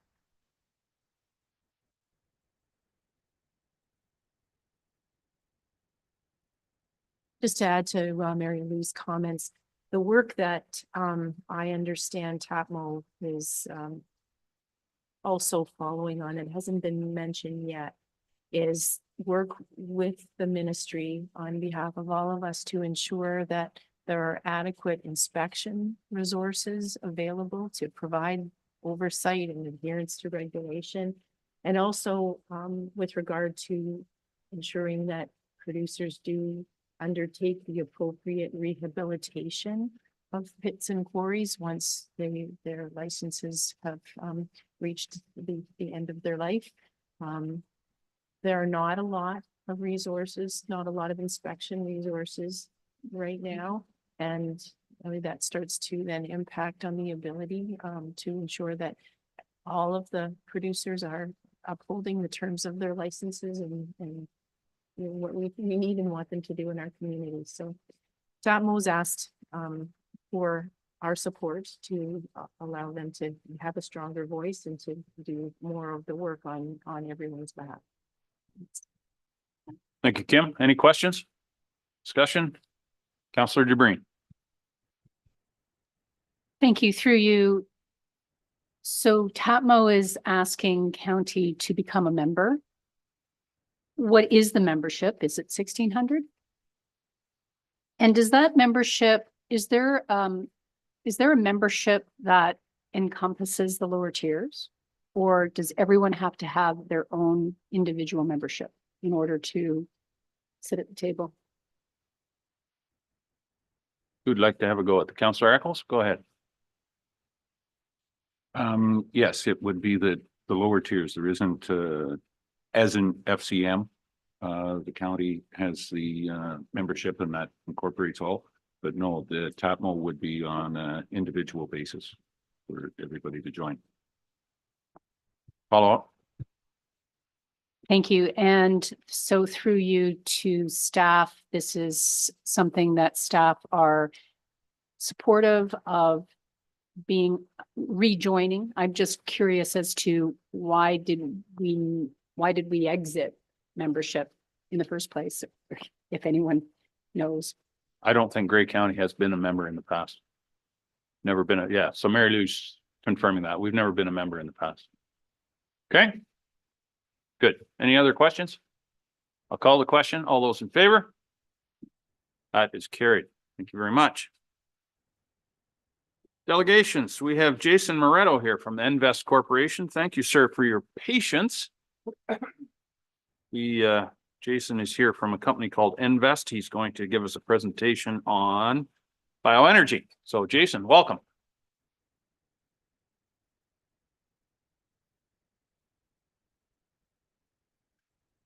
Okay. Thank you, Warden Milne and Council, for inviting me here today and allowing me to provide you information on our Southgate Renewables bioenergy project in the township of Southgate. I have 10 minutes allotted, so I'll try to get through this slide presentation quickly and then leave some time open for questions and answers, and I'll do my best to answer your questions. Just want to cover who we are, our company, and what we do, and a few of our bioenergy references and experience. My name is Jason Moretto. As you know, I'm a co-founder, CEO, and president of Envest Corp. We're based in Toronto. We were founded just about 10 years ago. We have about 70 people in our organization, and we are a mid-market independent energy producer. So we design, build, own, operate, and finance energy projects, primarily focusing on power generation, thermal generation, and also byproducts like fertilizer as well, which you'll hear about more in upcoming slides. Mid-market, we mean capital expenditures of about $150 million and under on our projects. And we have operations in North America. So although we're a Canadian homegrown business. We also own a sustainability subsidiary called Bullfrog Power. Some of you may know that brand. It's been operating in Canada since 2005. And what Bullfrog Power does is provide about 9,000 residential customers and 1,500 corporate customers decarbonization solutions through provision of environmental attributes and other products. In our infrastructure business, we focus on distributed energy and bioenergy. I'm here to just talk about bioenergy.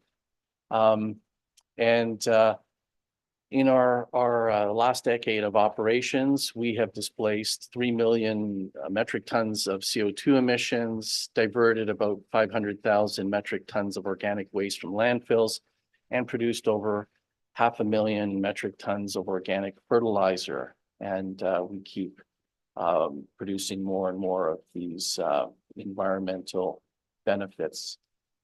When we founded the company, we formed the company with an intent of partnering with Indigenous communities where we can. We're not just talking the talk, we walk the walk. And you know, we have it's part of our DNA as a company. When we formed the company, our founding board directors included a well-known national Indigenous leader who just received his Order of Canada last year, and the co-founder and chairman is a leading legal expert in Indigenous law and has a practice at a Bay Street law firm. So we try to structure a equity partnership where we can, and Southgate is an example of that, and we'll get more into that in a later slide. Our experience in the bioenergy industry and organics recycling, which is what we're here to discuss, really goes back to our first project, which is the Seacliff Energy Facility in Leamington, Ontario. This was commissioned in 2010, and this is the first privately owned commercial scale anaerobic digester in Canada. I was one of the developers of this. And what we do here is we have an environmental permit to process up to 110,000 metric tons per year of organic waste material. Organic waste goes into that long building that you see there. It is depackaged and then goes into a series of anaerobic digesters.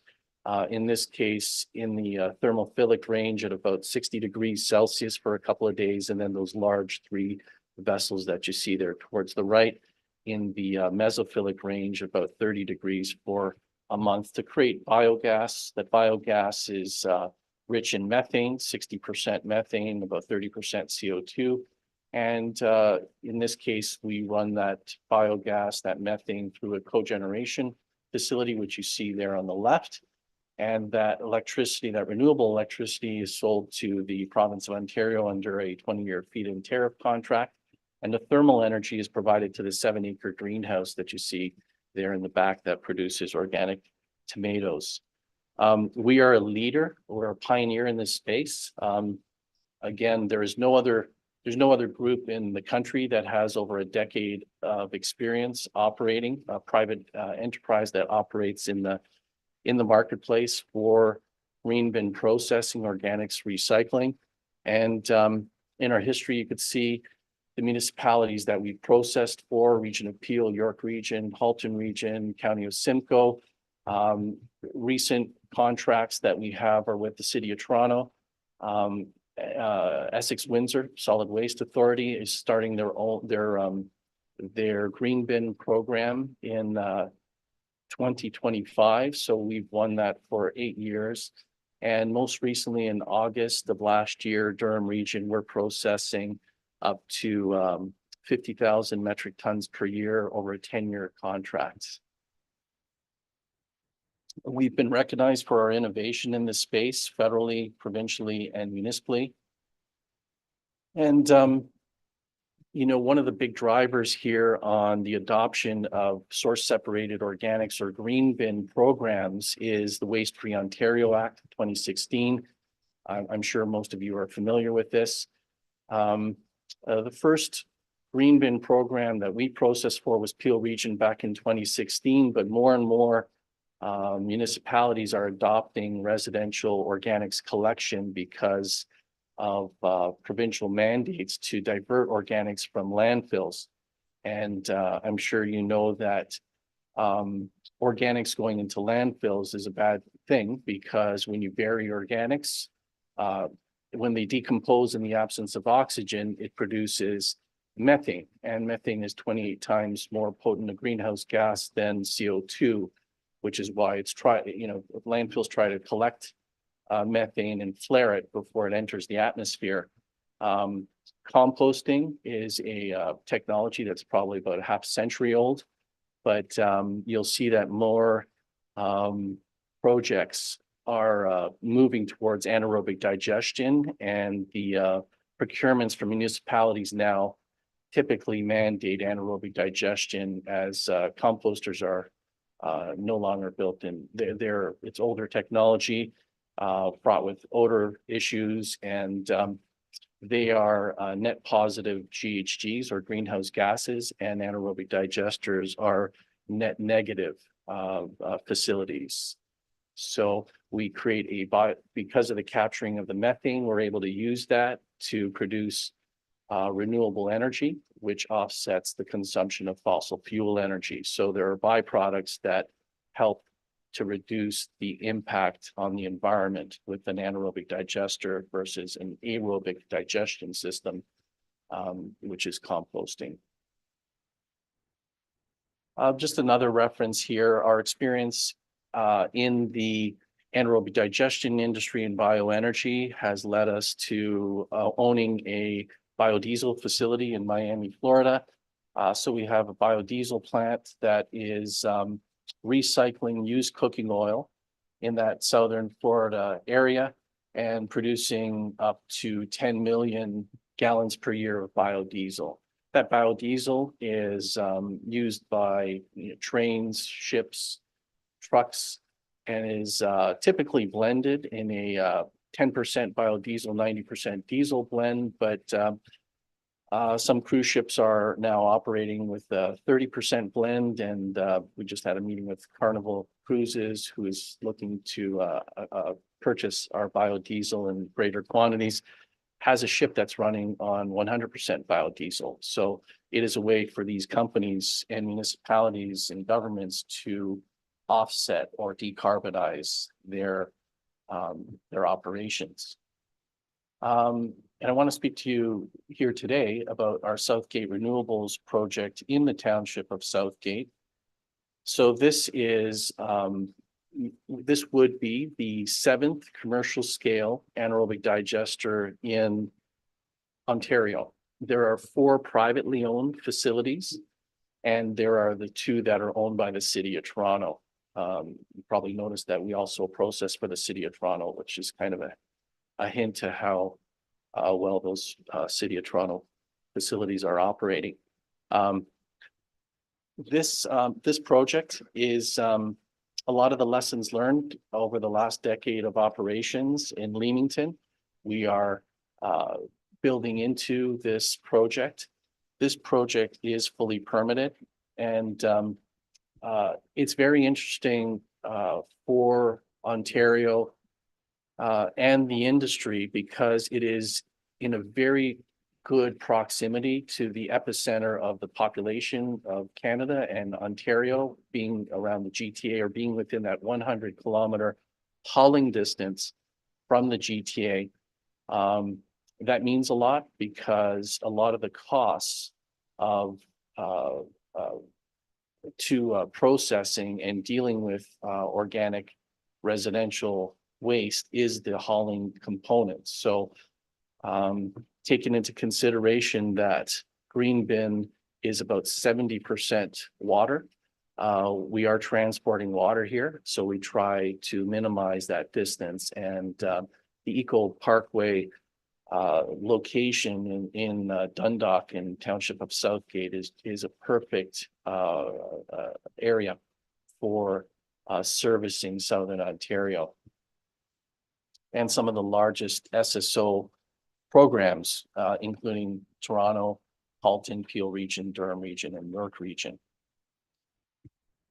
The project is fully permitted and has been fully permitted for a while at 73,000 metric tons per year. That will allow us to produce 200,000 gigajoules per year of renewable natural gas to be injected into the Enbridge pipeline. We do have an interconnection agreement with Enbridge that we signed 2 or 3 years ago. We have had strong public support. Thank you, Warden Milne, and thank you to the mayor for driving that. It's been well received, and that means a lot in the success of the project and where we are at today. The effluent from the process will be a certified organic fertilizer with a registered NPK label with Canada Food Inspection Agency, just like we have already at our other facility. And that is to be spread on farmers' crops and fields in the region. That would be, because of its organic certification, it is a valuable input for organic farmers. We started with a 5-acre parcel, which is the permitted site. The Township of Southgate was very gracious in assisting us with adding a second 5-acre parcel. 3 acres of that second parcel is actually usable because of the creek there running behind it. But it's valuable because the 5 acres was a bit tight in terms of truck turning radius and storage. So we're not changing the inputs and outputs of the project, but modifying the layout. And so we're undergoing right now a minor amendment to that ECA with the ministry just for the layout. So and that's progressing well. We'll be completing detailed engineering this year on this, and then we embark on construction thereafter. You can see we've already cleared the site. We've installed a sign just to put notice to the community of what is happening there. And we have held public consultations as well, information sessions for the township. And circling back to our commitment to Indigenous reconciliation, when we founded the business, we have structured the corporation here for this project as a limited partnership with the Mississaugas of the Credit and the Mississaugas of Scugog Island First Nations, where Envest owns 50% of this project, and the other, the 2 First Nations will own the other half. We'll obviously design, build, own, and operate and finance the project, but we will work with them as co-owners. So the equity and profits over the years do accrue to these First Nations. I think I'm within my 10 minutes here. I should just say that we have used this model before. We're building a large-scale wind microgrid in Labrador at the Voisey's Bay mine site that's owned by Vale. It's one of the biggest mine sites, nickel mines in Canada. This is an important component to their $4 billion mining expansion. And our project is decarbonizing that mine from zero, because it's all driven by diesel fuel today, to 20% renewables. And the value for Canada and the mining company is that it gets the commodity closer to creating a green nickel commodity. And with that status, it is more appealing to sustainable industries like EV production elsewhere in the world. So it's a valuable input in a sustainability chain of supply. That's the end of my brief presentation. So I want to open it up to questions, and I'll do my best to answer your questions. Thank you, Jason. And just so that nobody missed it, you heard that Jason said Southgate was a perfect area. Did everybody catch that? Okay, just so we're clear. Any questions? Councillor Body. Thank you, Warden Milne. I've got 2 or 3 or 4 questions. Boy, these are exciting times. This is changing so rapidly. At least 3 of us in the room went and toured the Toronto Scarborough site that I think is run by Aqua. It's doing something similar. Right? City of Toronto site. Dufferin site, is that? Yeah, it's doing something similar. So are you getting source separated organics? Is it source separated before it gets to you, or are you getting bags of garbage and then trying to pull them out?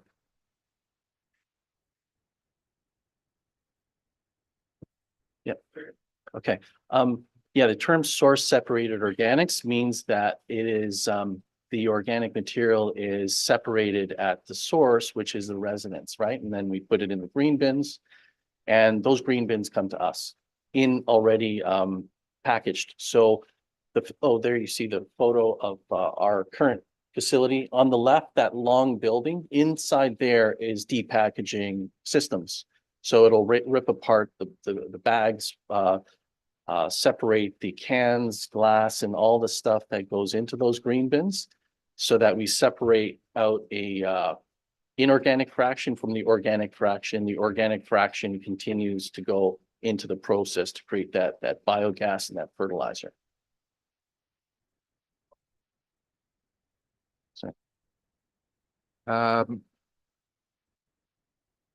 Thank you for that. Is there any special license or anything needed with regard to spreading the organic output that's coming out the back end? Yes, absolutely. So the material needs to be a fertilizer, and hence the reason why it is registered with the Canada Food Inspection Agency with a NPK label, nitrogen, phosphorus, potassium label as a fertilizer. So it is spreadable. And obviously there are a couple of different pathways to spreading that on farms, as many of you will know. And then there's certain times of the year where that can be done. So we store during those winter months where we cannot spread into a network of lagoons, some that we own, some that the farmers own. So we built a network for storage over the winter months. 2 more. You talked about 30% of CO2. What are you doing with it, or what's likely to happen? Very good question. So renewable natural gas. So this existing facility where you see the cogeneration plant there and the blue mechanical equipment there on the left, that we're replacing actually right now with a renewable natural gas system. And for a couple of reasons. Number one is renewable natural gas is more lucrative than renewable electricity. And then secondly, those feed-in tariff contracts are expiring after 20 years. So that we're coming up to the end of that life, because that feed-in tariff was awarded in 2010. So what happens in a renewable natural gas processing system is that the system strips out the CO2 and other compounds such as hydrogen sulfide and other compounds, so that the end natural gas, which is commodity grade, meets the specification for injection onto the Enbridge pipeline, which has to exceed about 98% methane. So the molecules themselves, once they're in the pipeline, are no different than the fossil fuel CH4 molecules, except that these have renewable sources. So it's a renewable form of energy. And that CO2 is stripped out. There are some, we're looking at capturing that CO2 and pressurizing it and selling to industry. And but that's kind of a side product and byproduct that is not the core focus. It's a small component of what we're doing at Southgate. So, well, I guess it's kind of two, but when are you going to be set up? And given that you're in Grey County and we've been talking since, some of us will remember we were out at Walters Falls and 7 years ago and the warden was Warden Barfoot. We started to talk about Grey County collecting garbage, collecting the bio source separated and those types of things. So now that you're in Grey County, or when will you be set up in Grey County, and will we be getting a hometown discount to be able to give you all of our biosolids? Thank you. Commissioning is scheduled for Q4 2026, and I absolutely guarantee a discount for everyone here. You heard it here first. Any other questions? Okay. Sorry. Oh, Councillor McQueen, my mistake. Go ahead. Thank you, Mr. Warden, and thank you for your presentation. So obviously, looking at the map, if you go to the map where you look at your distance from the major source, Toronto, Halton Peel region and that, but obviously you're looking for a circle around that, maybe following up with the mayor of Owen Sound was talking about, is you're looking bigger.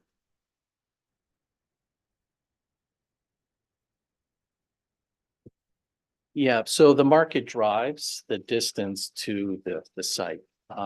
As an example, we just won the Durham region contract for 10 years. Durham is to the right of Toronto, obviously where Oshawa is, and it's being hauled all the way to Leamington. So that's a 4-hour haul. That's one way and then 4 hours back. So it's an entire day for one truck.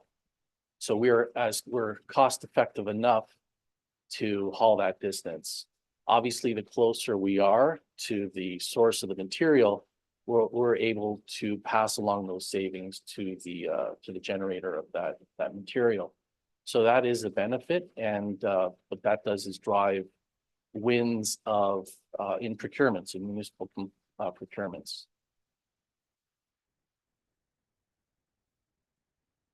So you're looking everywhere for product then. Was the question, are we looking for product?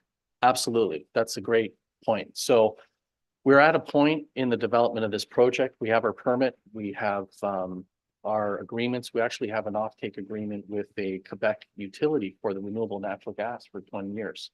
And now is the time where we are collecting interest from municipalities to fill that 73,000 ton commitment. There is a movement that we've noticed. The procurements, when we did the first Peel region contract in 2016, they're typically 3 years with maybe 2-year extenders as part of the term. And now we're starting to see a movement where there is more and more source separated organics programs. There is limited capacity. These facilities take a long time to permit and to develop, 5 to 10 years easily. So you see that York Region went out for a 20-year procurement. You see that Essex Windsor went out for an 8-year procurement. Durham went out with a 10-year. So we're starting to see that more, because what's happening, our municipalities are trying to capture the available capacity before it's all taken up. So really am here to invite the county to the facility. It's in your county, and it would be good to rely on that support and lock up that capacity for the municipalities here. Thanks, sir. Oh, sorry, go ahead, Paul. Yeah, okay, thank you. I'm doing the same as the mayor of Owen Sound, and you got to keep clicking here. Last question is, obviously with natural gas expansion, or maybe not as much, but Enbridge talks about renewable natural gas. So I guess you, Mr. Warren, Enbridge or this line, or there's a line close to there, I presume. So then is there a target of what you're trying to, with your plant, or availability of that plant at full production, could put into the natural gas system? Yes, so we are targeting 200,000 gigajoules per annum is the plan, and that's what the equipment is designed to produce. That has already passed, due diligence with Enbridge, and we signed our interconnection agreement with Enbridge at the pipeline head there at the Eco Parkway in 2021. So they're waiting for the gas to be injected, and we have a market in Quebec that is waiting to receive that gas already. That's a very difficult agreement to secure, yeah, and for Enbridge to commit the capacity in their pipeline for that purpose. Councillor DeBreen. Thank you, Warden Milne, and thank you, Jason. I did want to thank the organization as a whole for being so cooperative and flexible throughout the process. The enclosed space, the lagoons are not outside. Everything that is going to happen on site will be enclosed, negative pressure. We're trying to mitigate odor issues. It's not biosolids. It's green organics. It will be able to take, and maybe this is more of a question, our green bin compost program you'll be able to take some of that, but I'm reassured that, as you said, it separates the package from the actual stuff that you can use, because we all know about wish recycling and people think that it can go in this bin, but it really shouldn't. So you sort that, doesn't have to be perfectly clean. You sort that. And I know that the farms, the green bin programs, it's all about organics. I guess my question is the natural gas that's being produced and fed into the pipeline at source there, why is it going to Quebec when we're told that we're short on gas supply in order to serve our region, our own community? And then the OEB and the natural gas elimination, the target to eliminate natural gas entirely when we need it so badly in our agricultural communities and our ag businesses. I know it's kind of not really a question, but just if you could confirm the green bin program and acceptability. Yeah, so green bin organics programs, as you know, really start with educating the public so that they actually separate. I live in York Region in Vaughan, and we have a black bin at home. We have a green bin and a blue bin for the recyclables, green bin for the organics, and everything else goes into the black bin, and they go to different outlets. That green bin comes to our place because we still are doing the York Region work at this facility. We do have depackaging equipment here, and the more contraries that are included is additional cost for us. Typically, those are 8 to 10% of the mass is contrary. We do our best to, we depackage, number one. We actually have a system that was recently put in that actually presses out any kind of water that's still in that depackaged material again.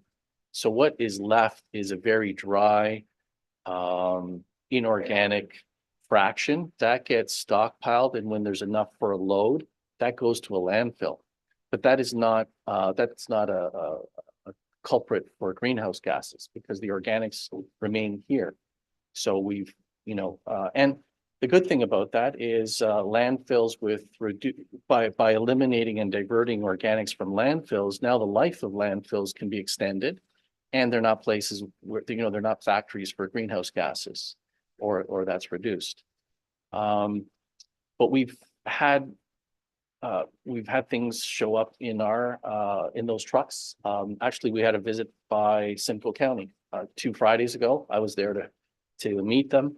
And, I forgot that we processed for them years ago, but they reminded us that they were the ones who sent 3 deer carcasses to us. And, so, yeah, things end up showing up somehow, some way in those trucks. But I'm sure we made some good biogas from those carcasses.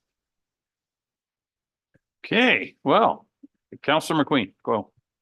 Just one last question. Thank you, Mr. Warden. On the agricultural side, if you're making 200,000 kilojoules from that plant you're going to build, what kind of volume, and maybe it's putting you on the spot with regards to, it talks about liquid fertilizer and other types of fertilizer, but from the agricultural side, what kind of fertilizer volumes are you going to be producing? Because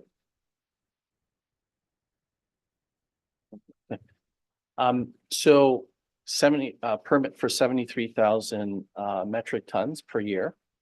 There is often, because of the composition of the incoming stream may be dry. This is called a wet digestion process. So there's a certain amount of hydration that's required to process through. We try to recycle as much of what we press out and recycle that so we don't put any potable water in the system for a couple of reasons, because number one, it's wasteful, and number two, it costs money. So you try to reuse and recycle. As a matter of fact, in the case there in Leamington, that 7-acre greenhouse that you see, the wash water from their growing process is recycled into our facility. And then we recycle that liquid fertilizer into their system so they can apply it to their crops there. But to answer your question specifically, 73,000 metric tons in, add whatever water needed to be added to that, and that's your effluent. So it's what is in, goes out, plus the water. So let's just say up to 80,000 metric tons of a liquid fertilizer would be going out every year. Okay. Suffice to say that if you're looking to start in the green bin system, this is the guy to talk to. I'm going to give the last chance to Councillor Pringle. Thank you, Warden. Just a quick question on the process there, Jason. You have the facility to take the materials. How does a township like Georgian Bluffs get those materials to you? What's the logistics on that scenario? Good question. So there's usually procurements. Municipal procurements are one of 2 options. Number one, where we're responsible for picking up at a transfer station at the municipality that they select. The other, as in a recent procurement that we just had, is the municipality wants to deliver it to us. And so there's different options. And in that procurement, they'll say, you know, apply this much cost per kilometer into that proposal cost. So it really depends. The municipality drives that decision. Okay. Thank you very much, sir. Great presentation, lots of interest. As I say, if you're thinking of starting a green bin system, this is the guy to talk to. Thank you. Okay, moving along. It is now 12:15. I'm told that lunch is here. Well, lunch is here. Apparently, Mr. Eccles has already scoped it out. Maybe he's already eaten. I don't know. What would council's pleasure be? We haven't got a lot more to do, I don't think. We have consent and 2 items for discussion. We do have we may need a closed session. We must not have one. Want to keep going or do you want to stop? I'm hearing lunch. All right, well, let's recess and we'll reconvene. We'll try to reconvene at 1 o'clock. We'll stand recessed.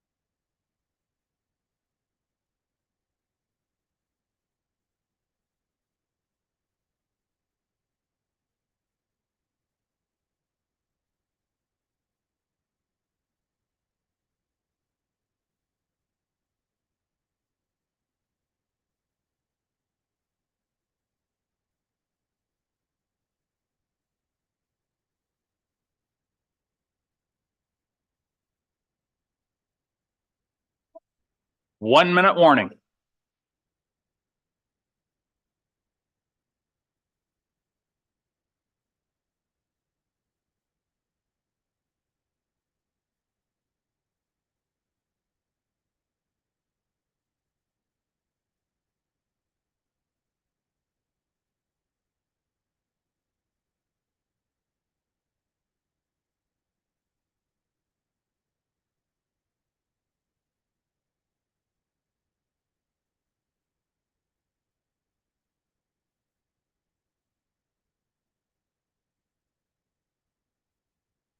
All right, thank you, Rob. We'll bring the meeting back to order. I think we can agree that was a pretty good lunch. At least I ate well. Company at my table was a little sketchy, but it was, the lunch was good. Okay, moving right along, we have the consent agenda, which is next. Is there any of those items needed to be removed for further discussion? Councillor Matrosovs. Thank you. To you, the warden, I would like to pull 6B, B as in Bob. Thank you. Thank you for that. Any other requests? Seeing none, if someone could move acceptance or receiving of those items, save and accept 6B. Councillor Hutchison, Councillor Keaveney, thank you. Any discussion? All those in favor? That is carried. Items for direction and discussion. First is 7A, which is regards to a hydro easement for Hydro One Networks and Grey County Housing. And I see Anne Marie is here to take us through that report. I need a mover and a second to the first. Councillor Deckard and Councillor Nielsen. Thank you. Welcome, Anne Marie. Thank you, Mr. Warden, and good afternoon, County Council. This report is basically Hydro One has requested an easement at our Alpha Street complex in Owen Sound. They are proposing to update the services that are on site right now. In order to do that, they need to install a kiosk, and in order to do that, they need an easement onto our land. There is a diagram of where they have requested the easement. It does not interfere with the driveway or any of the other utilities that are on site. They are providing a one-time payment of $250 to us for the agreement and $1,250 for a one-time sum for the registration. So we are looking for direction from council to proceed with our process in regards to the easement. Thank you, Anne Marie. Anytime you can get Hydro One to send you money, that's a win in my category. Any questions? Seeing none, all those in favor? That is carried. Thank you, Anne Marie. The next item is regarding changes to Grey County Transportation. We have Stephanie here with us this morning. Welcome, Stephanie. Someone care to move that motion? Councillor Carlton and Councillor DeBreen. Thank you. Oh, wait. Oh, yes. The motion, who made that? Carlton, which option would you prefer to be inserted into that? Or if you'd rather the CEO speak and give a little clarification first, okay, we'll do that. Kim. Thanks. Good afternoon, Council. So the report that Ms. Stewart has before us speaks to two options for operating the Grey Transit route service until March 31st, 2025. Staff's recommendation is that option one be supported. Funding the oversight and management of the system from one-time funding then allows us to maximize the use of the grant funding for providing transit services. With option one, we can continue to provide the most service to the most riders with the time that we know the service has left. And as well, Stephanie wants to speak a little bit to what's happening, what we're considering as far as future research and analysis that we might bring back to you. So option one is what staff would recommend, if that's okay. So going back to the mover of the motion, are you good with option one to be inserted there, at least to start the discussion? Okay, very good. Stephanie.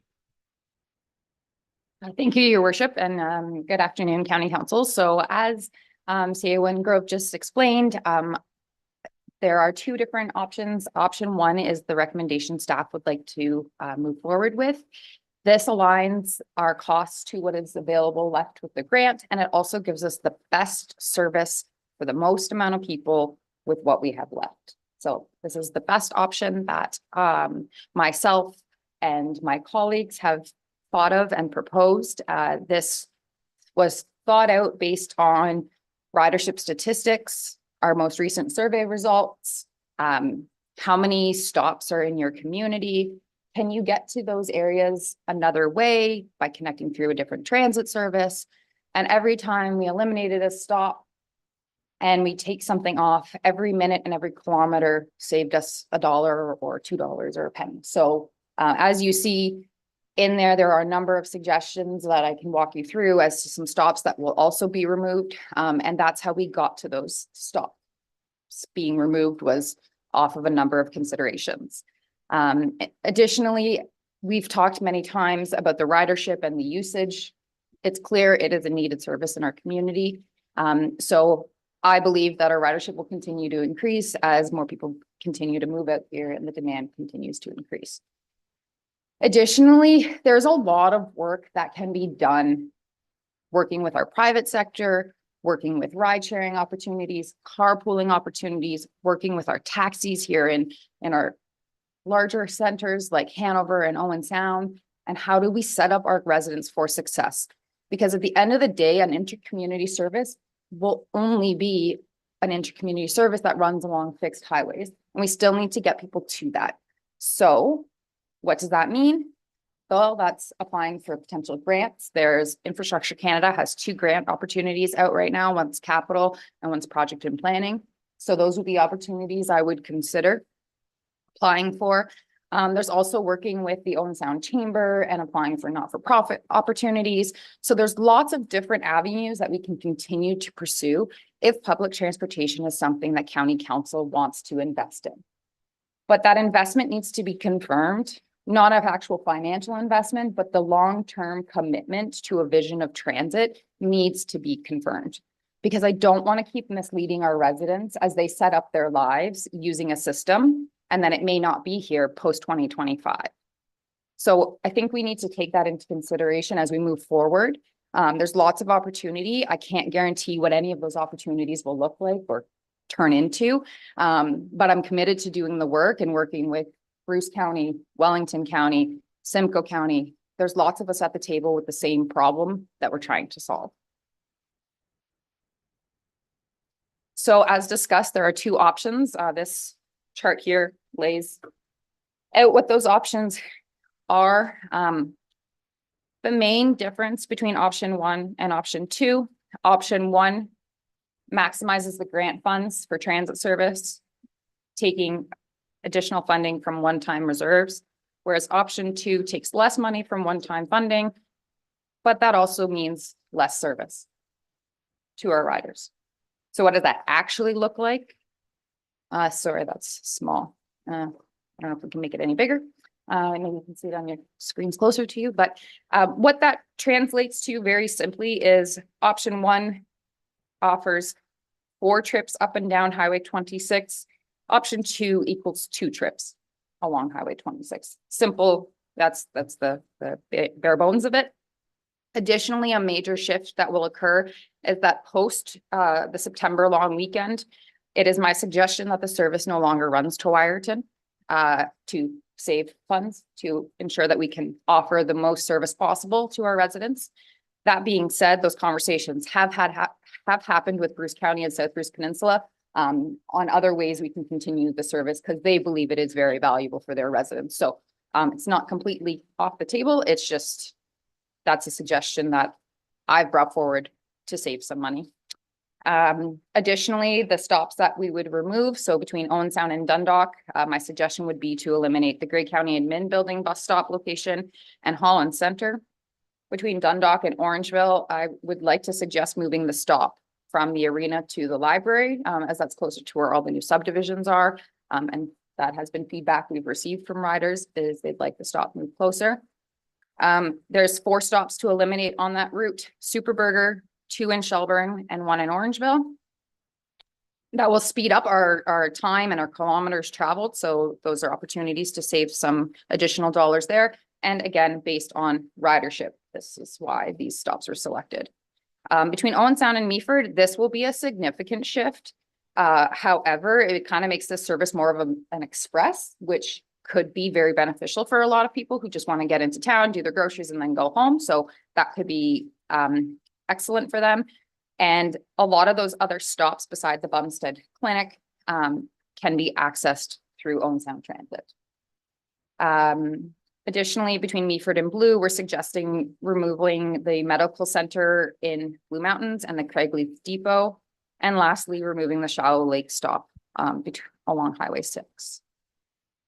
I'll open the floor to questions. I can go back to either chart if you prefer. Thank you, Stephanie. Good report. Any questions? Councillor Mackey. Thanks, Warden. Thanks, Stephanie, for your report. Looking through the survey, it talked, I think it was 67% said they would support a fare increase. What are your thoughts around increasing the fares, and what would you recommend that fare increase be? Through you, your worship. So the caveat to that comment was a lot of people said, yes, they'll accept a fee increase, but they're not sure what that means. And they don't know how much. And they say it needs to be conservative. Were all the comments and commentary that were added into that survey. So I would say if we were to increase the fees, I would want to go back out to the community and see what is affordable in their eyes, because some people who use the service maybe once in a while might be okay with paying $10 or $15 to get to their end destination. But if you use it every day as a commuter service, you can't afford that $15. So it really depends. My honest suggestion is to not increase the fees, because at the end of the day, that's not what's going to make a difference. If we increase the fees, we will lose ridership. And the point is to fill the bus. And I want to fill the bus. And I don't want to lose people by making it not affordable. Councillor Carlton, you had your hand in there as well. Go ahead. Thank you, Mr. Warden. I don't really have a question, more of a comment, and I think it relates back to conversations we had with Chamber of Commerce. Transportation systems rarely make money. They are usually a service that's offered to the residents who need that service. And the comparison I would make is that we don't ask any of the people who drive vehicles why they use our roads. We just make sure there's roads there available for them. And I think there's a section of our demographic that need a bus service. And I think we need to seriously look at making sure that stays in place for them. Just my comment there. Thank you. Thank you, Sue. Councillor DeBreen. Thank you, Warden. My one main question is, what was the rationale? You alluded to the rationale for moving the bus stop in Dundalk from the arena to the library. Did you at any point in time find out how many people actually drive and park their vehicle at the bus stop in order to determine, does the library have adequate parking to accommodate that? Thank you. Through your worship, I've spoken with the library staff previously, and that was something they were interested in. We don't see a lot of people driving and parking there. Our drivers are very in tune with the riders' needs, and we can always leave that stop as an option. That's something we can still have available. If someone would say, hey, I really need to get to the Tim Hortons, can I go there instead or something? We can accommodate those things. But the majority of people have come and said to me, I'm scared to walk from the arena back to that subdivision at night because it's like 2 kilometers or something. It's far. So that's the reason that we've suggested moving it. But if it becomes a concern, the opportunity is always there to move it back or adjust or add it back in. Thank you. Anyone else? Councillor Gray. Thanks, and through you, Warden. I would have, I'd more closely pursued option 2 myself leading into today. But one of the primary questions I had is, what has informed your report so that you're aligning, that you're maintaining 4 trips a day instead of looking at 2 or 3 on some of those other routes? Like, is there data that is there that you can provide us that says, no, 4 is the best direction that we should be going there? Or have we looked at 3? What are the pitfalls of 2? What are the pitfalls of 3? And I do think that fares, if this is the report where fares were to be discussed, I'm surprised even that we discount from a $5 fare down to $4.50. I mean, to travel the distances we travel here in the GTR at $5 or $4.50 is not unreasonable to ask people to pay a little bit more on a fare that hasn't increased in 2020. The fuel prices went up, the purchase price of the vehicles have went up, the operating costs of the labor all surrounding the service has went up. So to be stagnant on the fares just frankly is not reasonable. So if this was a report to also speak to fares, I think pursuing the potential of a fare increase is certainly reasonable. Through your worship, in regards to your first questions of why 4 trips versus 3 and 2, in the world of transit, the more service, the better. It increases opportunity for people to travel and get to appointments and things like that. So I would hesitate to ever reducing anything more than what we already have. The reason that those are the round trips is because this is what we could afford. I would have liked to have more round trips, but this is what I could have come up with that we could afford.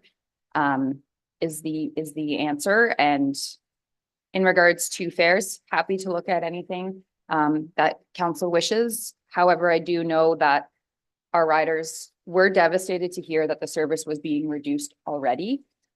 We had riders get on the bus in tears to our drivers, and they are the ones that are seeing the reality of what people are experiencing. So I would happy to do the work of council as you wish, but I would just suggest that there's an opportunity to continue offering the service the way it is. And I appreciate that. But just also to provide some experience or framework in terms of where I've come from. I have a daughter who a year ago was working a co-op at Simcoe Museum and was riding the Barrie to Penetang bus, which rode, I think it's County Road 27 leaves Barrie. And at a point, she had to exit at Midhurst and walk along County Road 27 in the dark at 6:37 in the morning in autumn season, and then on to Highway 26 to continue walking with a cohort to the Simcoe Museum for their co-op. So there does come a point in time where we can only provide the best service that we can provide. And at times users have to recognize that if it's the Sunset Strip, but you have a transit service that can get you within 600 meters, 400 meters, or 800 meters, that's pretty good when it's being supplied by the taxpayer as a whole. So those are my comments. Thanks. Anyone else? Councillor Deckard. Thank you, Warden. Stephanie, just wondering, Bruce County just finished their transportation study late last year, and just wonder how much interaction was there between Bruce and Grey County during that process? And, you know, in their summary, they more or less said that point-to-point transportation isn't really feasible in our area, and that they were looking to be more of a coordinator and overseer of other transportation services. So just wonder what your experience was with that. Through your worship, thank you, Councillor. So I actually have worked quite extensively with the Bruce County. They have had a few staff transitions over the years, and I have remained their point of contact throughout that on this project. I've also worked with their consultants. So I got a call from their consultant on that master plan, and I told them everything I knew and shared all the information I had and sent them as much data as I possibly could. So it has been an open door back and forth. I recently met with 2 of their senior staff to discuss this report and also to discuss the future of transit. We are in agreement that between Bruce and Grey, looking at on-demand solutions would likely be more appropriate than point-to-point into Bruce. So I do agree with their assessments, and we are going to continue to work together to try to find better solutions through ride sharing, carpooling, and different things, and syncing up the two counties because there's a lot of transition between the two.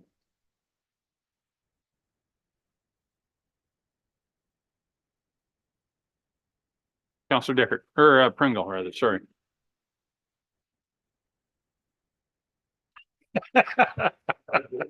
Thank you, Warden. Stephanie, thanks for your report on that. My question was going to be about the elimination of the stops. Do you know the negative effect that'll have on ridership towards people dropping off from using the bus because they have to get to whatever that destination is and it's not close anymore?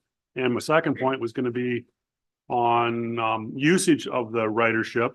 I can see having somebody that rides it every day, getting the $5 or $4.50, wherever it is, but the one-offs should pay more than the guy that's there every day. So just a comment, but I just wondered if you have a number on the negative aspect of reducing all those stops.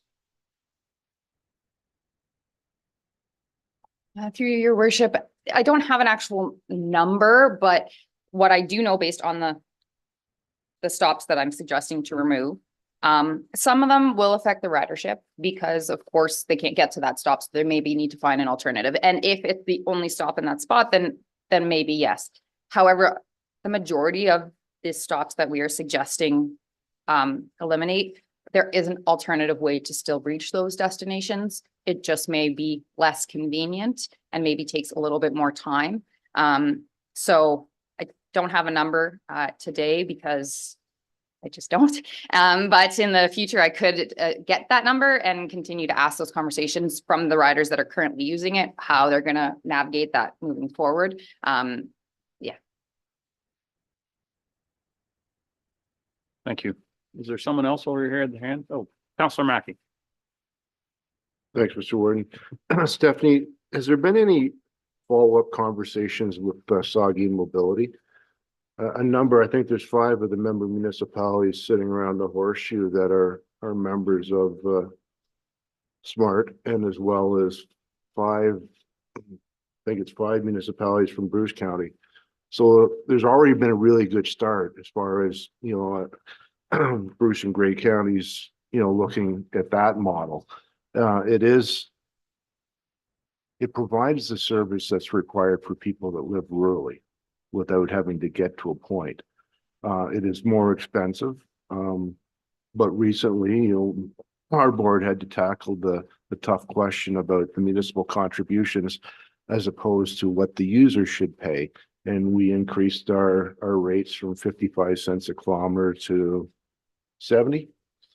I'm looking at Warren because he has the numbers better than I do. So we, that was percentage wise, that was a big increase. The one-time fee went from $7.50 to $8. In our municipality, we increased because the board allowed each member municipality to adjust, or at least us as a pilot to adjust our municipal contribution. So we took our kilometer rate from 55 cents to $1.09 to be more reflective of what a specialized service would actually cost and reduce the municipal contribution. The feedback I've received has been, we're just glad to have the service. If it costs a little bit more, so now it costs, to get a trip into the Owen Sound Hospital from Chatsworth costs $35 return, as opposed to $20 before. So it's still very reasonable. It's tough to drive anywhere in this county for $20. So I do think there is some avenue to increase our fees a little bit to keep it sustainable. I agree with other members that we want to have a transit system, but it has to be sustainable. And I think that's trying to find that sustainability is the issue that we're struggling with. So more of a comment, Mr. Warden, as opposed to a question. I guess the question was, what further discussions have taken place with Saugeen Mobility? Because one of the issues we have is, we've got different services, HCS, everybody's running buses different places, and often there's not many people on them. And there's that ability, or at least a sense that there's an ability to have more people on those buses when they're already traveling. And I don't know how we ever get to the point that we can manage that, but I know Saugeen typically, you know, they're 8-person buses and there's usually one client on them. So it's seems to be a waste. Thank you, Your Worship. So all of that is valid and true. Saugeen Mobility and HCSS, they do have some strict mandates and legislation that they have to follow, which sometimes creates the challenge of working together simply because they have guidelines they have to follow and we have less guidelines to follow. So it's just navigating those waters and figuring that out. If County Council decides to invest long-term in transit, we're looking for sustainable solutions. I think one of the best sustainable solutions is to work with Saugeen Mobility and HCSS and our taxis and our ride sharing companies. And we all need to work together to get people from point A to point B.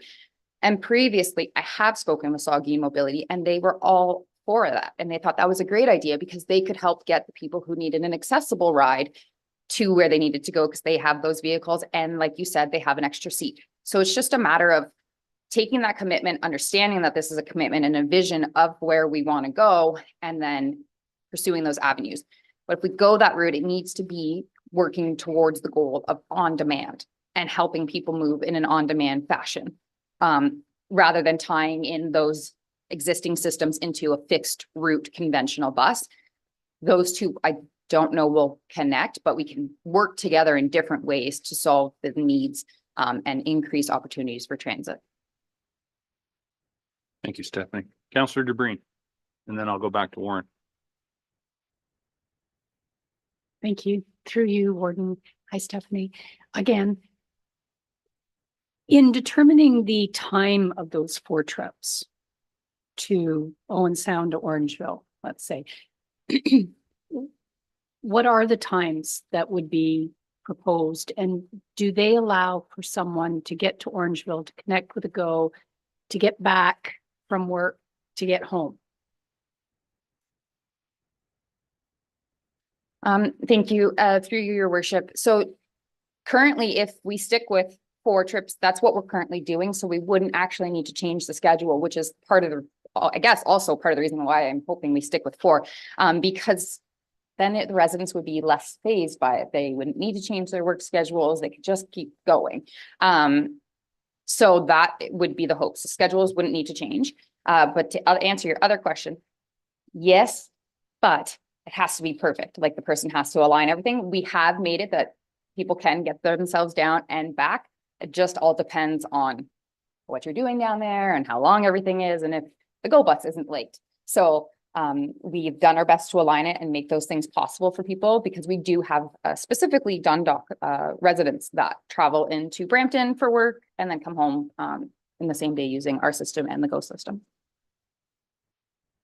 Thank you, Stephanie. Okay, Councillor Dickert, sorry, I apologize. Go ahead. Thank you, Warden. My question's around the provincial funding.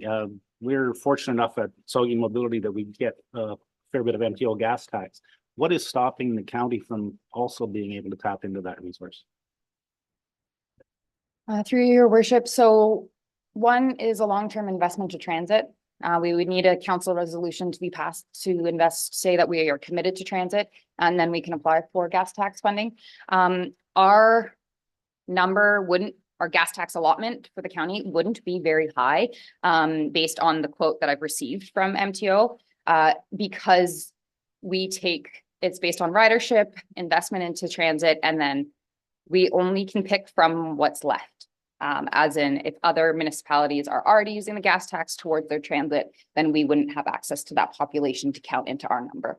I can bring that number, like that whole slide that MTO has shared with me, or perhaps the clerk can send it along afterwards. But I have received an unofficial quote as to that number that we could receive. Thank you, Stephanie. Okay, not seeing any further discussion, I'll call the question, and that includes option 1, as we outlined earlier. I'll call all those in favor.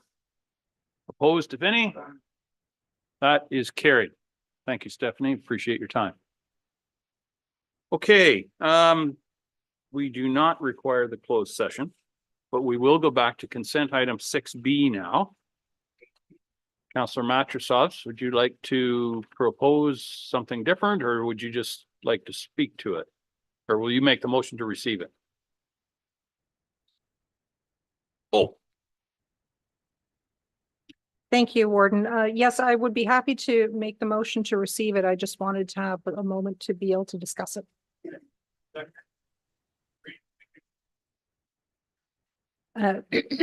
Thank you, Warden. And through you, the reason that I asked for a moment to be able to discuss it is because I'm also aware of communication that went out to the membership in terms of of presenting this material. So this material has come to us in the form of correspondence, and I greatly appreciate Mr. Torrance being able to put so much detail into it. That really is helpful for us to be able to digest it in written form. And this would have been in the form of a deputation if it had come here. But that said, with our newly constructed Finance and Budget Committee, this seems like a perfect match in which that's exactly the kind of thing that committee could hear as well. And I am aware, because I did reach out to CAO Wingrove, and I do know that she did reach out to Mr. Torrance to arrange for that kind of organization. So I did want to put it to pull it in order to be able to ask staff if they would like to be able to provide some clarification or some comments with regards to the points, and in particular the asks at the bottom of this piece of correspondence. Thank you. Mary Lou, you want to have a go at that, please?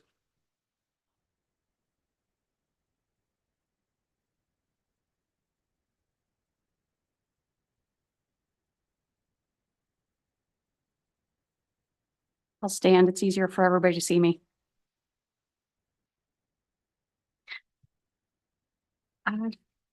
So the Ratepayers Association in their letter, and of course, they've delegated to council in the past with Mr. Torrance.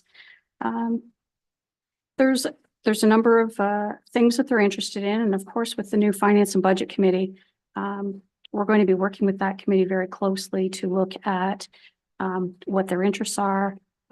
As staff, we have some things that we think we'd like to bring forward, and that'll help us shape the direction. So we have the first meeting in March and a second meeting in May, and it's the May meeting that the Ratepayers group is going to present as a delegation.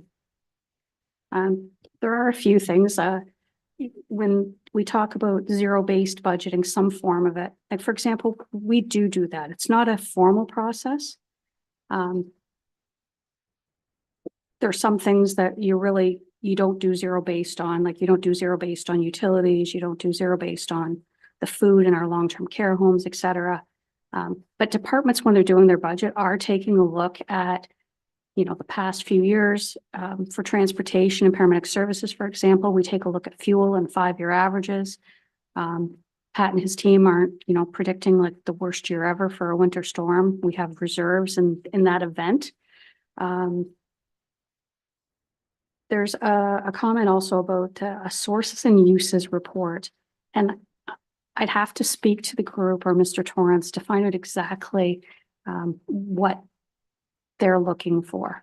I'm not aware of anything in particular that like another upper tier has done. And there's some things that we honestly can't attribute,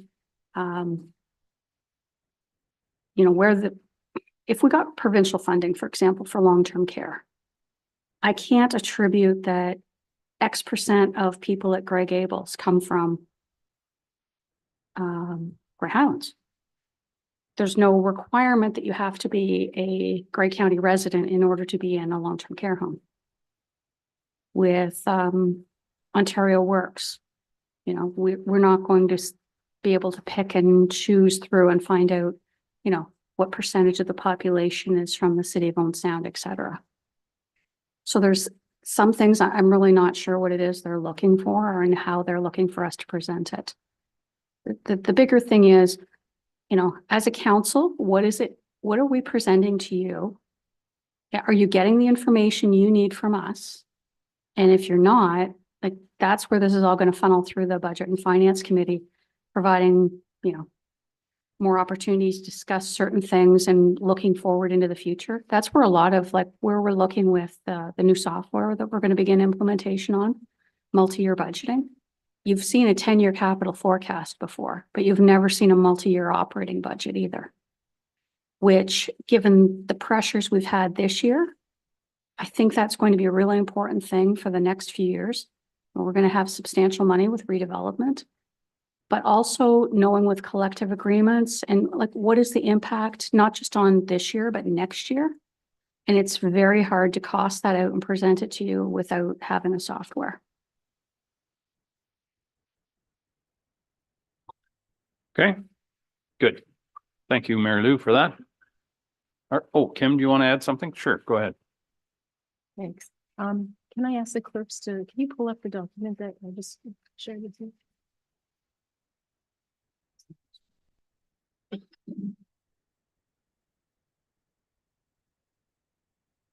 There we go.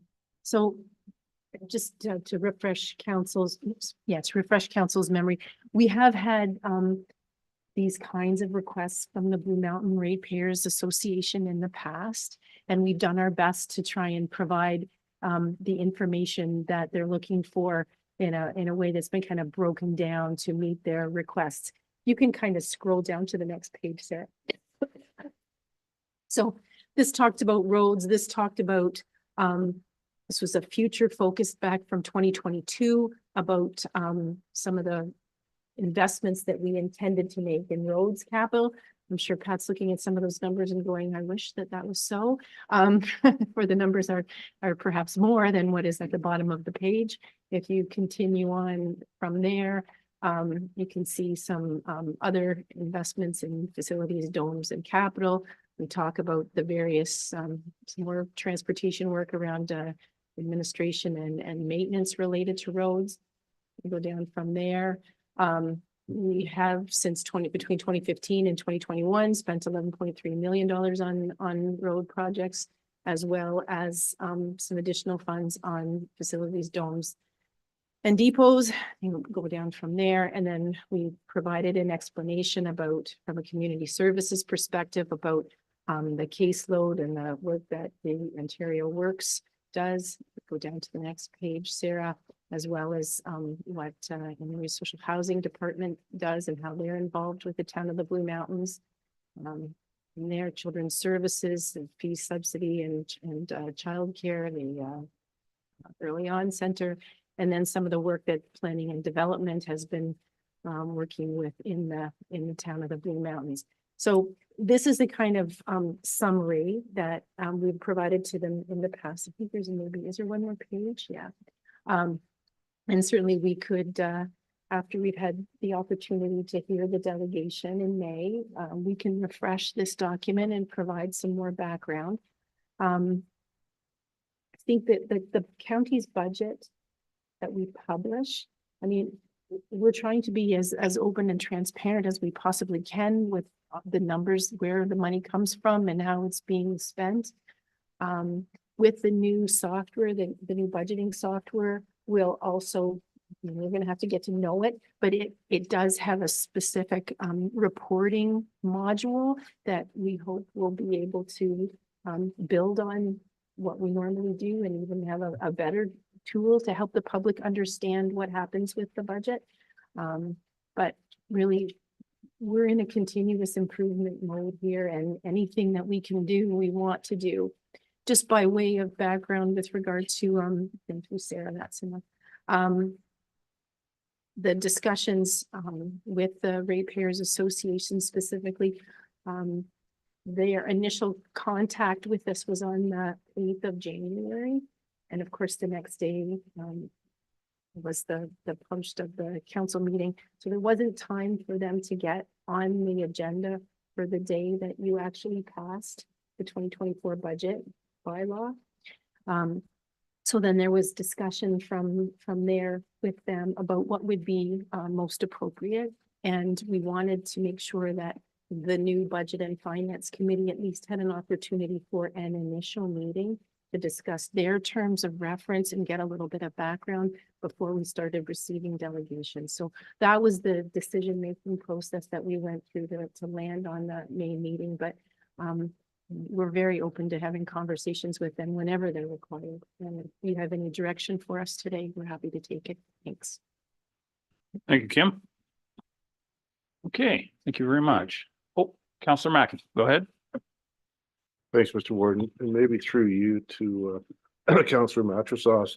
Just wondering how many households the Blue Mountain Ratepayers Association would represent.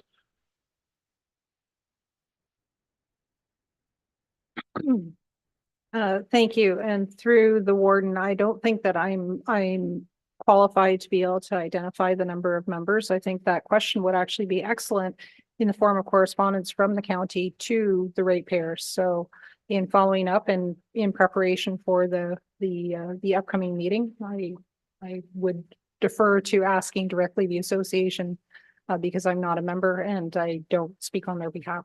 Thank you. Councillor Eccles. Thank you.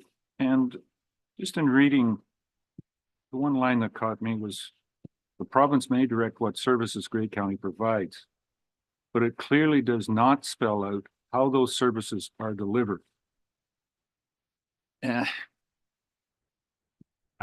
There's just an awful lot to that statement that needs to be clarified, I think, to the authors of this statement. Like, taking a look at long-term care, there's an awful lot of regulations that yes, we deliver, and yes, you shall deliver in this manner. Pat, I believe there's some regulations on roads. We shall. There is a lot of clearly there. I think there needs to be going back. Maybe in May, we'll have those discussions, Mary Lou. Thank you, Councillor Eccles. The dialogue continues back and forth amongst all of our municipalities. I'm sure back and forth with our staff here at the county. And, you know, as you've heard it be said before, you know, together we're stronger. We don't need to start splitting off into splinters back and forth. Councillor Nielsen. Thank you very much, Warden Milne. Just a question for Mary Lou. I think a significant challenge that municipalities and counties and government has is trying to explain to residents what inflation looks like to municipalities. Residents take a look at the CPI, they take a look at their household goods. It's reported on a regular basis to the population.